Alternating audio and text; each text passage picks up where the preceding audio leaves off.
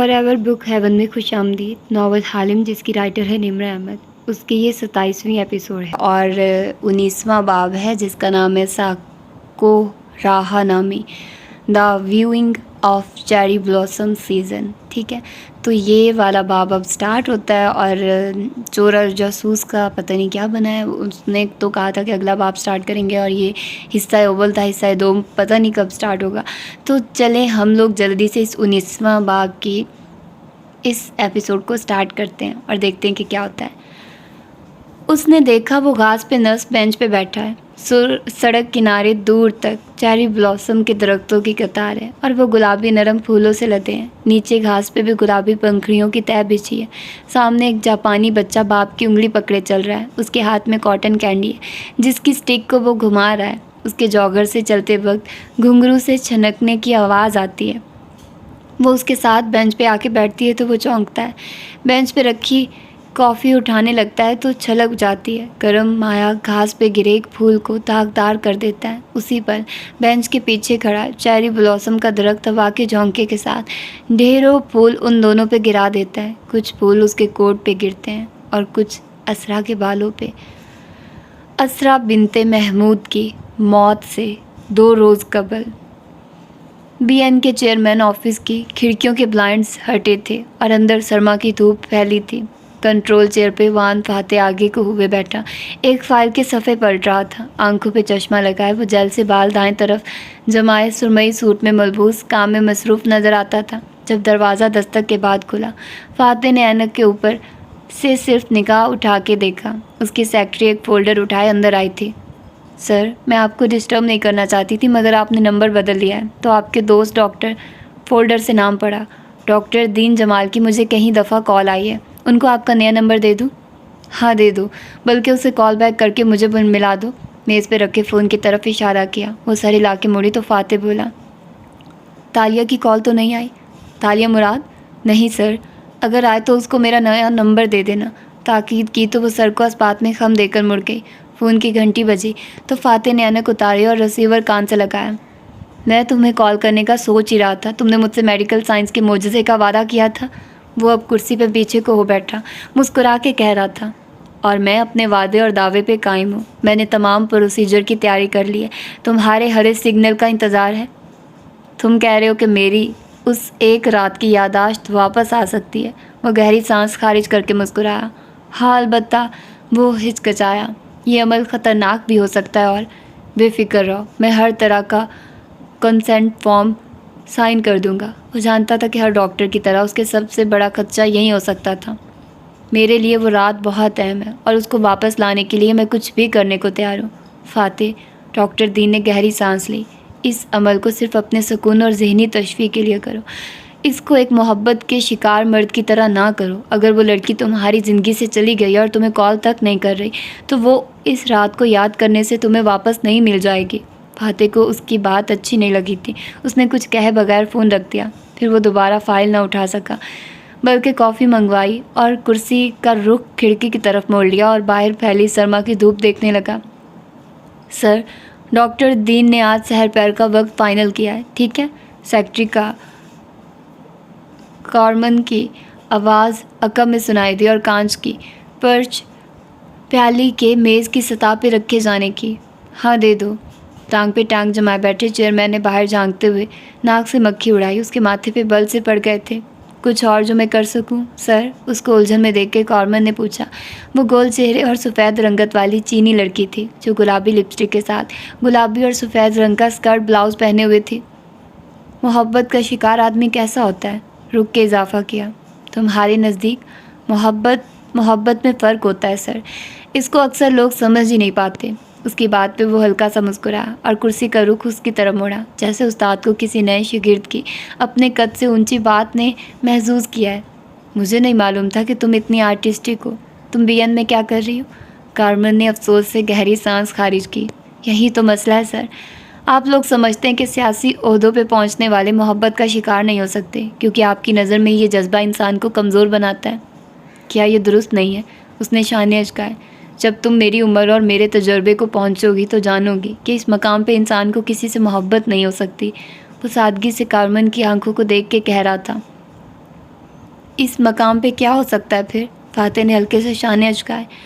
کوئی آپ کے لیے اہم بن سکتا ہے، اس کی حفاظت اور خوشی اہم بن سکتی ہے، اس کی فکر کرنا ترجیح ہوتا ہے۔ ایک اچھی دوستی بس، اس سے زیادہ نہیں۔ سر، وہ کھلے دل سے مسکرائے۔ تو محبت اس کے علاوہ ہوتی ہی کیا ہے؟ وہ چند لمحے کچھ بول نہ سکا، اسے اس جواب کی توقع نہیں تھی۔ میرے نزدیک محبت کا شکار آدمی وہ ہوتا ہے کارمن، جو اندھا دھند کسی کے پیچھے بھاگ رہا ہو، بے چین ہو، باقی ساری دنیا سے غافل، صرف ایک انسان کا اصول اس کا مقصد ہو۔ وہ جنون ہوتا ہے سر، اور جنون کا شکار لوگ محبوب کے اصول کے لیے ہر حد پار کر لینے کو محبت سمجھتے ہیں۔ اور محبت کیا یہی نہیں ہوتی؟ نہیں سر، محبت ایسی نہیں ہوتی۔ وہ تو انسان کو بدل دیتی ہے، اسے نرم بناتی ہے، اسے دوسرے انسانوں کی قدر کرنا سکھاتی ہے۔ انسان کو اچانک سے دنیا کی ہر شے میں خوبصورتی دکھائی دینے لگتی ہے، پھولوں کے رنگوں میں، بادلوں کی نرمی میں۔ تب احساس ہوتا ہے کہ خدا نے سب کچھ کتنی محبت سے بنایا ہے۔ اور وہ دلچسپی سے چینی لڑکی کے تاثرات دیکھ رہا تھا۔ وہ سامنے کھڑی مسکرا کے بتا رہی تھی، اور وہ محبت میں گرفتار دوسرے انسانوں کو پہچاننے لگتا ہے اور ان کے لیے خوش ہوتا ہے، اور وہ ہر حد پار کرنا سیکھ جاتا ہے، لیکن کسی کو پانے کے لیے نہیں، بلکہ دوسرے کو آرام دینے کے لیے، اس کو خوش اور محفوظ رکھنے کے لیے۔ محبت خود غرض نہیں ہوتی، آبسیشن خود غرض ہوتا ہے۔ جنونی کو اپنے محبوب کی توجہ چاہیے ہوتی ہے ہر وقت۔ محبت تو کیئرنگ ہوتی ہے، صرف دوسرے کی فکر کرنے والی، دوسرے کے لیے زندگی کو آسان بنانے والی۔ فاتح نے مسکرا کے اسے دیکھتے ہوئے کافی کا کپ اٹھایا۔ گرل، یو آر ان لو، اس نے جیسے فیصلہ سنایا تھا۔ کارمن نے مسکرا کے ٹرے اٹھائی۔ میں نے کہا نا، صرف محبت میں گرفتار شخص ہی کسی دوسرے محبت کرنے والے کو پہچان سکتا ہے۔ اور واپس مڑ گئی۔ فاتح کی مسکراہٹ مدھم پڑی۔ ایک دم ساری فضا اداس ہو گئی تھی۔ اس نے فون اٹھایا اور کارمن سے کہا کہ وہ ڈاکٹر دین کا نمبر ملا ہے۔ دین؟ رابطہ ملنے پہ وہ قدر سپاٹ انداز میں کہنے لگا، آئی ایم سوری، مگر میں کسی سائنسی تجربے کا شکار نہیں ہونا چاہتا۔ مگر تم نے کہا تھا کہ تم اس رات کو یاد کرنا چاہتے ہو۔ اس سے کچھ نہیں بدلے گا، شاید چیزیں مزید خراب ہو جائیں۔ اس رات کو بھول جانے میں ہی عافیت ہے۔ اس رات عرصے بعد اس نے عجیب سا خواب دیکھا۔ وہ پولیس اسٹیشن سے نکلتا ہے، اس نے گردن میں کوئی بھاری لاکٹ پہن رکھا ہے، اس سے ایک سنہری پنکھ نکل کے اس کو راستہ دکھاتا اڑتا جا رہا ہے۔ وہ اس کے تعاقب میں قدم اٹھا رہا ہے۔ منظر دھندلا ہے، مگر ایک چیز واضح ہے، اس نے ایک شناسا گلی کا موڑ مڑا ہے۔ یہ گلی جلال مسجد کے دائیں جانب ہے۔ نیلی اینٹوں کی دیواریں، باہر ایک ٹوٹا ہوا گملہ۔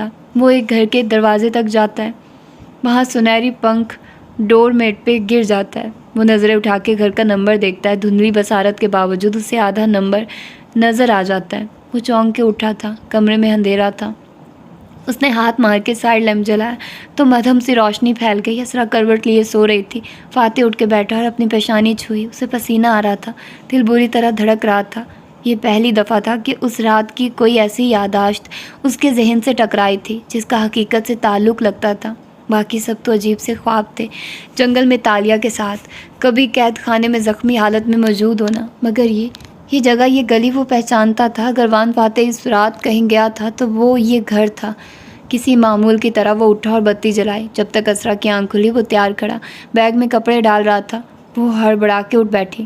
تم اس وقت کہاں جا رہے ہو؟ ملاقہ۔ وہ سر جھکائے اب والیٹ میں اپنے کریڈٹ کارڈز جوڑ رہا تھا۔ اسرا نے تعجب سے اسے دیکھا۔ ایک دم وہاں جانے کی کیا ضرورت پڑ گئی؟ ضروری کام ہے۔ وہ تھکا ہوا بھی لگتا تھا، جیسے کچی نیند سے جاگا، بار بار گردن کو دائیں بائیں اسٹریچ کرتا تھا۔ اسرا اٹھ بیٹھی اور چپتی نظروں سے اسے دیکھا۔ وہاں تالیہ ہے کیا؟ فاتح کے بیگ کی زپ چڑھاتے ہاتھ رکے، چہرہ اٹھا کے اسے دیکھا۔ اگر ہے بھی تو؟ اسے جیسے یہ بات ناگوار گزری تھی۔ تم کب تک اس کے پیچھے بھاگتے رہو گے؟ فاتح سیدھا کھڑا ہوا اور گہری سانس لی، جیسے غصہ آیا ہو مگر ضبط کر گیا۔ اسرا، میری زندگی تالیہ کے گرد نہیں گھومتی، میں اسے ہٹ کے اپنے کام کے لیے بھی کہیں جا سکتا ہوں۔ اپنے دل سے پوچھو، اس کام کا تعلق بھی کہیں نہ کہیں تالیہ سے جڑا ہوگا؟ اس کی فاتح پہ جمی آنکھوں میں گلابی نمی تیرنے لگی۔ ہمیں کیا ہو گیا فاتح؟ ہمارے گھر کو کس کی نظر لگ گئی ہے؟ وہ چند لمحے وہیں کھڑا اسے دیکھتا رہا، پھر کندھے ذرا سے اچکائے۔ ہم ویسے ہی ہیں جیسے اتنے سالوں سے تھے، کیا بدلا ہے؟ ہاں، اور اتنے سالوں سے ہم ایک مردہ زندگی ہی گزار رہے ہیں۔ میں جاؤں؟ وہ ذہنی طور پہ کہیں اور الجھا تھا۔ بیگ اٹھائے بولا تو وہ بستر سے اتری اور ایک دم اس کے سامنے آ کھڑی ہوئی۔ مجھے معلوم ہے تم اسے ڈھونڈنے جا رہے ہو، تم کب تک اس کے پیچھے جاتے رہو گے فاتح؟ میں اپنے کام سے جا رہا ہوں اسرا، اب کہ اس نے تحمل سے کہا تھا، مگر اسرا کی اس پہ جمی آنکھیں گیلی ہو رہی تھی۔ کیا نہیں ہے تمہارے پاس؟ بیوی، بچے اور بہت جلد حکومت بھی۔ تم اس سب کو اس عورت کے لیے داؤ پہ لگا سکتے ہو؟ میں نے ایسا کیا کیا جو مجھے یہ سب کھونا پڑے گا؟ اس نے ماتھے کو چھوا۔ تم آدھی رات کو اس کے پیچھے اچانک سے سب چھوڑ کے جانے لگو گے تو میں خوف زدہ ہوں گی فاتح۔ وان فاتح نے گہری سانس بھری اور افسوس سے اسے دیکھا۔ میں نے اپنی یہ زندگی برسوں کی محنت سے بنائی ہے، میں اس زندگی کو نہ تالیہ کے لیے چھوڑوں گا اور نہ ہی تمہارے لیے، سختی سے کہا اور ابرو سے اسے ہٹنے کا اشارہ کیا، مگر وہ نہیں ہٹی، ضدی گیلی آنکھوں سے اسے دیکھے گئی۔ مت جاؤ، آج مت جاؤ پلیز۔ آنسو ٹوٹ ٹوٹ کے گرنے لگے۔ میرے لیے آج یہ سارے کام ترک کر دو۔ ہم ایک دوسرے کے لیے ایسی قربانیاں کب سے دینے لگے ہیں اسرا؟ وہ زخمی انداز میں بولا تو اسرا کے ماتھے پہ بل پڑے، گال سرخ دہکنے لگے۔ میں نے تمہارے لیے قربانیاں دی ہیں، اپنا کریئر چھوڑا ہے، تمہارے بچوں کو پالا ہے، تمہاری بہن کو پالا ہے۔ میں نے تمہارے لیے کیا نہیں کیا؟ اور کیا میں نے تمہیں پارٹی کی نائب چیئرمین کا عہدہ نہیں دیا، گھر نہیں دیا، عزت نہیں دی؟ تم نے مجھے محبت نہیں دی، وہ نفی میں سر ہلاتے ہوئے بولی تو فاتح نے گہری سانس لی۔ وہ تو میں نے خود کو بھی عرصہ ہوا نہیں دی، وہ ایک طرف سے بولا اور نکلا اور آگے بڑھ گیا۔ اسرا نے بھیگی آنکھوں سے پلٹ کے اسے دیکھا۔ اسے تو دی ہے نا، نہ دی ہوتی تو روز تمہارے لیے وہ تحفے نہ بھیجتی، وہ کیک تالیہ نہیں بھیجتی، وہ عام سے لہجے میں کہتا لاؤنج کے دروازے کی طرف بڑھ رہا تھا۔ اسرا محمود کا سانس اور آنسو ایک ساتھ رکے، وہ چونک کے پلٹی۔ تمہیں کیسے معلوم؟ وہ دروازے تک پہنچ کے رکا اور مڑ کے زخمی نظروں سے اسے دیکھا۔ وہ مجھ سے بات نہیں کر رہی، میری میلز کا جواب نہیں دے رہی، تو وہ مجھے ایسے کیکس کیوں بھیجے گی جبکہ اسے معلوم ہے کہ مجھے اتنا میٹھا نہیں پسند؟ سادگی سے بتا کے وہ مڑ گیا۔ اس کے گھر روز فینس اور دوستوں کی طرف سے تحائف آتے تھے، زیادہ تر مفاد پرست عزیز و اقارب کی طرف سے ہوتے تھے۔ اس کو پرواہ نہیں تھی کہ کوئی تالیہ کے نام سے کیک کیوں بھیجتا ہے، اسے صرف ایک پہیلی کو حل کرنا تھا۔ اس رات وہ کس کے گھر گیا تھا؟ دروازہ بند ہونے کی آواز پہ اسرا نے آنسو ہتھیلی کی پوچھ سے رگڑے، اس کی رنگت سفید پڑنے لگی تھی۔ وہ چند دن قبل تالیہ کے منہ سے یہ اطراف سن کے کہ وہ فاتح کی پہلی بیوی اپنا سب کچھ کھو چکی تھی اور اسے لگا تھا کہ یہ سب آسان ہوگا جو وہ کرنے جا رہی ہے اور ایسا کرتے ہوئے اسے دکھ نہیں ہوگا، مگر وہ ہر روز فاتح کو نئے سرے سے کھوتی تھی۔ وہ جو بھی کر لے وہ اس کے ہاتھ سے پھسل جاتا تھا، بلکہ اب تو سارا کھیل اس کے ہاتھ سے پھسل رہا تھا۔ وہ وہیں دیوار کے ساتھ نیچے بیٹھتی چلی گئی اور سر گھٹنوں پہ گرا لیا۔ اس کا ذہن معاف ہو رہا تھا، شاید اسے یہ نہیں کرنا چاہیے، شاید اسے کچھ اور کرنا چاہیے، مگر اب شاید دیر ہو چکی تھی۔ ملاقہ ویسا ہی تھا جیسا وہ چھوڑ کے گیا تھا، وہیں سمندر کی وجہ سے فضا کا نم ہونا، وہیں چائے خانوں کی خوشبو، وہیں بازاروں کا شور۔ وہ تنہا ڈرائیو کرتے ہوئے یہاں آیا تھا، سیدھا اپنے گھر نہیں گیا۔ اس کا رخ اس مسجد کی طرف تھا جو اس نے اس خواب میں دیکھی تھی۔ آگے کا راستہ آسان تھا، وہ ان گلیوں سے شناسا تھا، اس شہر میں اس کا بچپن گزرا تھا۔ یہاں قریب ایک دکان تھی جہاں وہ بہت آیا کرتا تھا۔ کار ایک جگہ روک کے فاتح باہر نکلا تو عام دنوں سے مختلف نظر آتا تھا۔ سیاہ پینٹ پہ سیاہ جیکٹ پہنے، اس کے بال ماتھے پہ بکھرے تھے اور متلاشی نظریں اطراف کا جائزہ لے رہی تھی۔ اندھیری سڑک کو پولس کی روشنی نے منور کر رکھا تھا، ٹھنڈی ہوا چل رہی تھی۔ وہ آگے قدم اٹھانے لگا۔ بہت عرصے بعد وہ اپنی سیکیورٹی ڈیٹیل کے بغیر یوں باہر نکلا تھا۔ ملاقہ میں مجسمے کے اندر سے کتاب نکالنے والے دنوں کے بعد وہ یہاں نہیں آیا تھا۔ KL کے شور ہنگامے سے دور یہ پرسکون شہر اس کے دل کو عجیب طرح سے کھینچتا تھا۔ جانے کیا تھا جو اس شہر میں کھویا تھا، کیا تھا جس کا گواہ سمندر کا پانی تھا اور آسمان تھا اور یہ راستے تھے، مگر صرف وہی نہیں جانتا تھا۔ مطلوبہ دروازے پہ وہ رکا اور ڈور میٹ کو دیکھا۔ آج وہاں کوئی سنہری پنکھ نہیں تھا، باقی سب ویسا ہی تھا۔ آدھی رات کو وہ کسی کے گھر دستک کیسے دے، فجر کا انتظار کرے، وہ سوچ ہی رہا تھا جب دروازہ کھل گیا۔ فاتح نے تعجب سے ابرو اٹھائے۔ چوکھٹ میں ایک لمبی قمیض اور کرنگ پہنے، کمر پہ کپڑا باندھے، چمکتی آنکھوں والا آدمی کھڑا تھا، وہ جیسے اس کے انتظار میں تھا۔ خوش آمدید وان فاتح، آج آپ کو کیا چیز میرے دروازے پہ دوبارہ کھینچ کے لے آئی؟ وہ مسکرا کے پوچھ رہا تھا۔ دوبارہ؟ وان فاتح کے دل میں کچھ ڈوب کے ابھرا۔ اس کو اس گمشدہ رات کا پہلا کلیو ملا تھا، وہ واقعی اس گھر آیا تھا۔ میں اندر آ سکتا ہوں کیا؟ تیوری چڑھائے اسپاٹ سے انداز میں پوچھا تو جادوگر نے راستہ دے دیا۔ اس گھر میں اگر بتیوں کی عجیب سی مہک تھی، جگہ جگہ موم بتیاں روشن تھی جو ایک آدھ بلب جل رہے تھے، وہ باہر سے نمک کے بنے تھے۔ میں ایک دفعہ پہلے بھی یہاں آیا تھا، تھوڑی دیر بعد وہ دونوں فرشی نشست پہ آمنے سامنے بیٹھے تھے اور درمیان میں لکڑی کی چوکی نما نیچی میز تھی۔ جی وان فاتح، آپ 16 جولائی کی رات کو میرے پاس آئے تھے؟ آدمی چمکتی آنکھوں سے اسے دیکھ رہا تھا۔ فاتح نے جواب میں پہلے ایک طاہرانہ نظر دیوار کی طرف دوڑائی جہاں مختلف شیلف بنے تھے اور ان میں بوتلیں رکھی تھی، پھر اس آدمی کو دیکھا۔ کون ہو تم، اور تمہارے پاس میں کیوں آیا تھا؟ میں تالیہ کا ایک عزیز ہوں، اس کے بچپن کا دوست، اور آپ مجھے اس کے لیے ایک پیغام دینے آئے تھے۔ آپ کو ڈر تھا کہ صبح تک آپ یہ بات بھول جائیں گے۔ تم کہہ رہے ہو کہ میں نے تمہیں تالیہ کے لیے کوئی پیغام دیا تھا؟ آدمی نے سر اس بات میں ہلایا۔ اور مجھے کیوں لگتا تھا کہ میں وہ بھول جاؤں گا؟ آدمی نے لا علمی سے کندھے اچکائے۔ میں نہیں جانتا۔ چند لمحے کے لیے پراسرار دیوان خانے میں خاموشی چھا گئی۔ موم بتیاں قطرہ قطرہ پگھلتی رہی، اگر بتیاں سلگتی رہی۔ کیا پیغام دیا تھا میں نے؟ جواباً اس آدمی نے چوکی پہ رکھا دستہ اٹھایا، پہلے صفحے پہ قلم سے کچھ لکھا اور پھر صفحہ پھاڑ کے اس کی طرف بڑھا دیا۔ فاتح نے اچنبھے سے اسے تھاما، اس پہ چند ہندسے لکھے تھے۔ ان نمبرز کا کیا مطلب ہے؟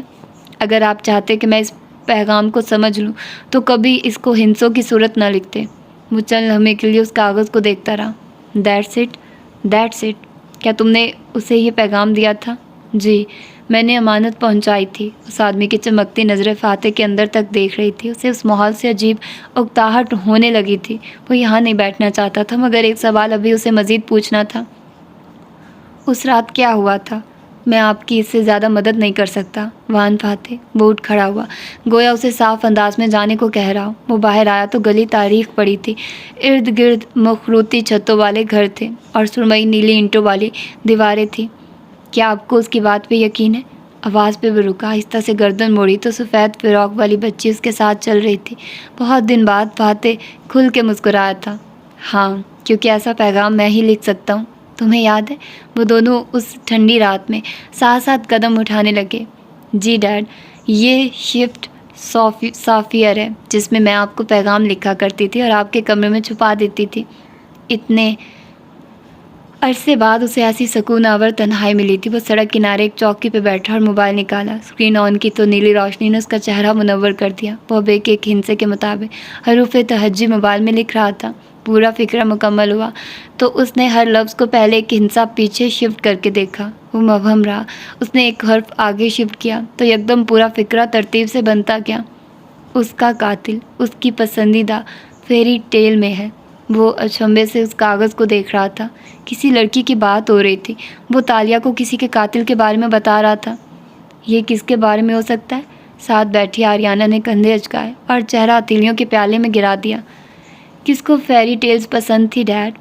کیا مجھے اس رات کسی کے قتل کے بارے میں علم ہوا تھا اور میں تالیہ کو کچھ بتانا چاہتا تھا؟ اتنے مہینے تک تالیہ اس کے لیے کام کرتی رہی اور مگر اس نے ایک دفعہ بھی اس پیغام کا ذکر نہیں کیا۔ کیوں؟ اس کا ذہن مراکہ جواب تلاش کرنے آیا تھا۔ یہاں آ کے وہ مزید الجھ گیا تھا۔ سفید ہیئر بینڈ والی لڑکی ابھی تک اسے دیکھ رہی تھی۔ کس کو فیری ٹیلز پسند تھی ڈیڈ؟ وہ چٹ اگلی صبح کے ایل میں اپنے آفس میں بیٹھے فاتح کی جیب میں مڑی تڑی حالت میں رکھی تھی۔ وہ ایک کے بعد ایک میٹنگ اٹینڈ کرتا اور 30 سیکنڈ کے درمیانی وقفے میں اس چٹ کو نکال کے پڑھتا، پھر واپس رکھ دیتا۔ کس کا قاتل؟ کون سی فیری ٹیل؟ جواب ایک ہی تھا جو بار بار وہ رد کر دیتا تھا۔ آریانہ کو فیری ٹیلز پسند تھی اور وہ خود کو سنو وائٹ سے تشبیہ دیا کرتی تھی۔ ایک دفعہ اس نے کہا تھا، اس کی زندگی کے سارے کردار سنو وائٹ جیسے ہیں۔ وہ بادشاہ کی بیٹی اور اس کی ایک سوتیلی ماں بھی ہے، ملکہ۔ مگر تمہاری ماں ایول کوئن جیسی تھوڑی ہے۔ وہ دونوں صوفے پہ بیٹھے باتیں کر رہے تھے جب اسرا مسکرا کے کہتے، ان کے ساتھ آ کے بیٹھی۔ آریانہ پھیکی پڑ گئی۔ ظاہر ہے نہیں۔ اسے تب لگا تھا کہ وہ شرمندہ ہوئی ہے۔ اس نے نظر انداز کیا تھا۔ وہ کیا کچھ نظر انداز کرتا آیا تھا۔ کارمن کافی دینے آئی تو اس نے اسے پکارا۔ تم نے سنو وائٹ پڑھی ہے کارمن؟ وہ سادہ سی لڑکی مسکرائی۔ کس نے نہیں پڑھ رکھی؟ اس میں سنو کو کس نے مارا تھا؟ اسے لگا وہ کچھ بھول رہا ہے۔ اس کی سوتیلی ماں نے، بادشاہ کی بیوی ملکہ بد نے۔ وہ رکی اور بولی، مگر ملکہ اس کو مارنے میں کامیاب نہیں ہو سکی تھی۔ اس نے جنگل میں اس کے لیے شکاری کو بھیجا تھا مگر… ہاں ٹھیک ہے جاؤ۔ وہ ہاتھ جھلا کے بولا اور ٹائی کی نوٹ ڈھیلی کی۔ وہ ایک دم پریشان نظر آنے لگا تھا۔ پہیلی عجب صورت اختیار کر گئی تھی۔ وہ اسے حل نہیں کرنا چاہتا تھا۔ ابھی صبح دوپہر میں نہیں بدلی تھی جب اسرا کا فون آنے لگا۔ ایک ڈیلیگیٹ ابھی ऑफिस से उठ के गया था। फाते के पास 5 मिनट थे। उसने गहरी सांस लेकर फ़ोन कान से लगाया। कहो असरा, तुम रात घर नहीं आए। मैं मराका रुक गया था। सुबह फजर के साथ वापस निकला और सीधा ऑफिस आ गया। कल हमने जिस नोट पे बात ख़त्म की, तुम्हारे पास उसका असर ज़ाहिर करने को 2 मिनट भी नहीं थे। वो घर न आने का शिकवा कर रही थी। असरा, मैं झगड़े के मूड में नहीं हूँ। मेरी आज बैक टू बैक बहुत सी मीटिंग्स हैं, शाम में सेमिनार है। और क्या तुम उससे मिले? उसका लहजा भीगा हुआ था। किससे? वो अनजान बन गया। वहीं जिसके ताक़ुब में तुम मलाका गए थे। नहीं, मैं उससे नहीं मिला। उसने कलाई की घड़ी देखी। वक्त कम था, उसे कॉन्फ्रेंस रूम में पहुंचना था। फाते, क्या मैं ये डिज़र्व करती थी? तुम्हारा ये सर्द रवैया, तुम्हारी बेवफाई। मैंने कभी तुमसे बेवफाई नहीं की असरा। तुम खुद ही अपने शक के हाथों हमारा ताल्लुक़ बर्बाद कर रही हो। वो कोट का बटन बंद करते उठा। फ़ोन कान और कंधे के दरमियान था। शायद तुम ठीक हो, तुम शुरू से ही ऐसे थे। वो एकदम गुस्से में तेज़ तेज़ बोलने लगी। वो इस वक्त दुरुस्त नहीं लग रही थी। फ़ान, फाते को कभी भी असरा महमूद से मोहब्बत नहीं थी। फाते को सिर्फ फाते से मोहब्बत है। थैंक यू, मैं मीटिंग में जा रहा हूँ इसलिए। वो ऑफिस से बाहर निकल आया था। या तुम्हें आरियाना से मोहब्बत थी? वो गई तो तुम सिर्फ अपने बच्चों से मोहब्बत की, या फिर तालिया से? मैं तो कहीं भी नहीं थी। वो उस पर एकदम चिढ़ाने लगी थी। वो उसकी आवाज़ पे उकताने की बजाय परेशान हो गया था। शायद उसकी तबीयत ठीक नहीं थी। उसे एकदम अपनी सर्द मोरी पे अफसोस हुआ। असरा, तुम ठीक हो? मैं शाम में घर आता हूँ तो कभी मैं सोचती थी कि आरियाना ना मरती, उसको हम उस रोज़ चेयर लिफ्ट पे ना लेकर जाते, ना वो नैनी और उसका शौहर उसको अगवा करते और ना वो मरती, तो हमारी ज़िंदगी मुख्तलिफ होती। तुम अभी भी मेरे होते, मगर नहीं। वो रोते हुए कह रही थी। तुम तब भी उसी तरह मुझसे बेवफाई कर जाते फाते। तुम तब भी किसी तालिया को ढूंढ लेते। हमारा ताल्लुक़ आरियाना के जाने से मुर्दा नहीं हुआ। वहीं कॉरिडोर में खड़ा रह गया, बिल्कुल साकित, पत्थर का बुत। फाते, सुन रहे हो? या कॉल काट दिए फाते? वो चिल्लाई थी। तुम्हें कैसे मालूम वो आदमी नैनी का शौहर था? सारी दुनिया वहाँ रुक गई थी, उसी कॉरिडोर में। ऐसे लगता था कि आते जाते लोग अपनी जगहों पे नमक के मुजस्मे बन गए हों। और दूसरी तरफ असरा का सांस भी थम गया था। क्या? कौन? उसकी आवाज़ धीमी हुई। फिर उसने दोबारा से गुस्सा करने की कोशिश की। मैं तुमसे तालिया की बात कर रही हूँ और तुम? No no no, go back, go back. वो तेज़ी से बोला। तुमने कहा नैनी का शौहर। तुम्हें कैसे मालूम वो उसका शौहर था? मैं? पता नहीं। वो गुंग रह गई। पुलिस रिपोर्ट में था शायद। जाहिर है वो उसका शौहर, बॉयफ्रेंड कुछ होगा, मगर पुलिस रिपोर्ट में उस आदमी का कोई जिक्र नहीं था। उन दोनों की लाशें मैंने देखी थी सिर्फ। मैंने तो किसी को नहीं बताया था सिवाय तुम्हारे। और मैंने तुमसे पूछा था कि उस आदमी का नैनी से क्या ताल्लुक़ हो सकता है, और तुमने कहा था तुम नहीं जानती। फाते, तुम क्या कह रहे हो? मैं तो गुस्से में मिसाल देते हुए कह रही थी कि सामने खड़ा उसका चीफ ऑफ स्टाफ उसे मीटिंग के लिए बुला रहा था। वक्त कम था। उसका जहन जैसे अल्फाज के समंदर के भंवर में घूम रहा था। असरा, मैं तुमसे फारिग होकर बात करता हूँ। उसने फ़ोन रख दिया। कॉरिडोर में उसके उठते कदम, अगले कदम भारी थे, बेहद भारी। वो धीरे धीरे चल रहा था। सारी दुनिया इर्द गिर्द स्लो मोशन में रवां दवां नज़र आ रही थी। आवाज़ें भारी होकर सुनाई दे रही थी। ऐसे में चंद अल्फाज जहन में गूंज रहे थे। उसका कातिल उसकी पसंदीदा फेरी टेल में है। कॉन्फ्रेंस रूम के दरवाजे पे वो उसे खड़ी नज़र आई थी, हेयर बैंड पहने, उदास लड़की जिसके सफ़ेद फ्रॉक पे सामने को खून लगा था। उसकी कनपट्टी से भी खून बह रहा था और वो गिला अमेज़ नज़रों से दरवाजे के करीब आते फाते को देख रही थी। डैड, आपको मेरी पसंदीदा फेरी टेल कैसे भूल गई? हमें अलग हुए क्या इतने बरस बीत गए? वो सफ़ेद चेहरे के साथ उसे देखता दरवाज़ा खोल रहा था। वो बाहर रह गई। वो अंदर आ गया, मगर उसका जहन अभी तक माऊस सा था, जैसे उसमें बहुत शोर बरपा हो, जैसे उसमें खौफनाक सी खामोशी छा गई हो। मीटिंग में अशर कुछ कह रहा था, अपनी जगह से उठ के हाथ हिला के। फाते को सिर्फ उसके लब हिलते महसूस हो रहे थे। वो गाल तले उंगली जमाए अशर को देख रहा था, मगर नज़रें अशर के पीछे खड़ी आरियाना पे जमी थी। वो कॉन्फ्रेंस रूम के कोने में खड़ी थी। उसके सीने पे लगे घाव से खून उबल उबल के बाहर गिर रहा था और वो भीगी आंखों से फाते को देख रही थी। क्या हमें बिछड़े इतने बरस बीत गए थे डैड? मीटिंग ख़त्म हुई तो वो एक लफ्ज़ कहे बिना उठा और बाहर चला गया। कदम उठा कहीं रहा था, पढ़ कहीं रहे थे। कॉरिडोर में लोग इधर उधर जा रहे थे। फाते ने चलते चलते जेब से वही पर्ची निकाली और उसकी सिलवटें सीधी की। उसका कातिल उसकी पसंदीदा फेरी टेल में है। कोई और होता तो एक लम्हे में सब वाजे हो जाता, मगर वो फाते था और सामने असरा थी। एक लम्हे में सब वाजे नहीं हो सकता था। उसने पर्ची मरोड़ के जेब में रख दी। स्नो वाइट के लिए जलाद उसकी सौतेली माँ ने भेजा था, मगर यहाँ वो इस बात के बारे में सोच भी नहीं सकता था। सिर्फ एक ख्याल ज़हन को मफलूज कर रहा था। असरा नैनी के शौहर के बारे में कुछ जानती थी और उससे छुपा रही थी इतना अरसा। वो ऑफिस में वापस आया तो कारमन ने चौखट से झांका। सर, अभी 10 मिनट में आपने पार्लियामान के लिए निकलना है और आउट। वो कुर्सी की तरफ जाते हुए धाड़ा था। कारमन गड़बड़ा के पीछे हुई और जल्दी से दरवाज़ा बंद कर दिया। उसने टाई ढीली की और फ़ोन उठाया। वो इस बात को क्लियर किए बगैर अगला काम नहीं कर सकता था। तुम आरियाना की नैनी के बारे में और क्या जानती हो जो तुमने मुझे नहीं बताया? कॉल मिलते ही वो दुरुस्ती से बोला था। एक हाथ से फ़ोन कान पे लगा रखा था, दूसरे से टाई ढीली कर रहा था। मैं कुछ नहीं जानती। असरा संभल चुकी थी।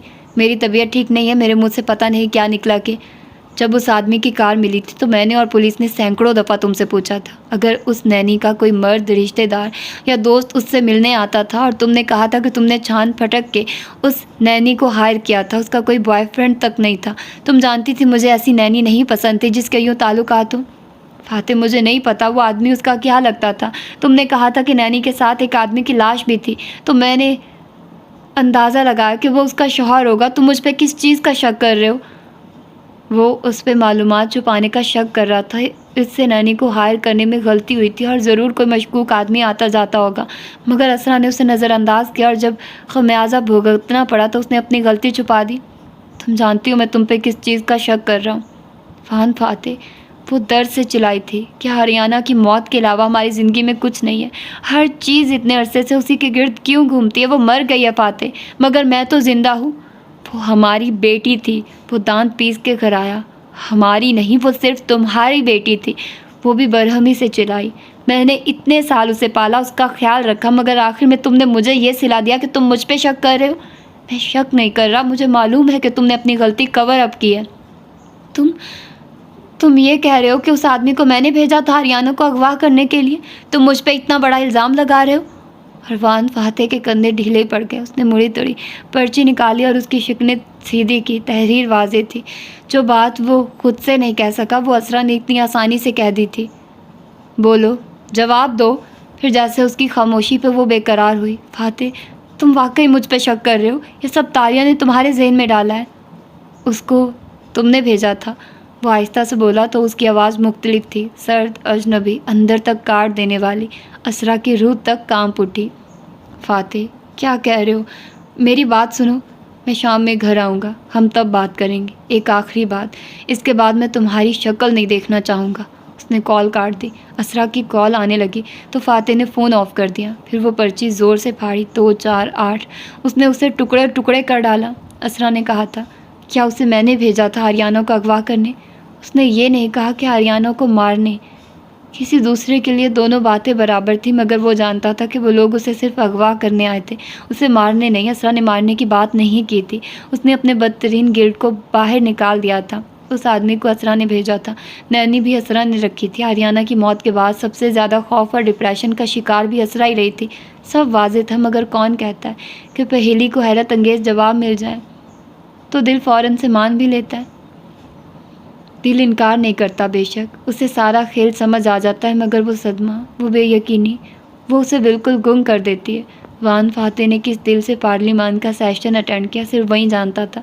वो सारा वक्त खामोश रहा। उसके जहन में गुजरे माहो साल किसी फिल्म की तरह गर्दिश कर रहे थे। वो कभी असरा का आरियाना से तंग पड़ जाना और उससे सलूक बदल लेना, वो कभी आरियाना का शिकायत करना कि असरा फाते की गैर मौजूदगी में उसके साथ सख्ती से पेश आती है, मगर उसे अपने सामने कभी कुछ महसूस नहीं हुआ था। असरा इस बात को यूँ कवर कर देती थी कि उसे लगता बच्चे की तरबियत और भलाई के लिए अगर बहसियत माँ वो सख्ती कर भी देती है तो अच्छी बात है।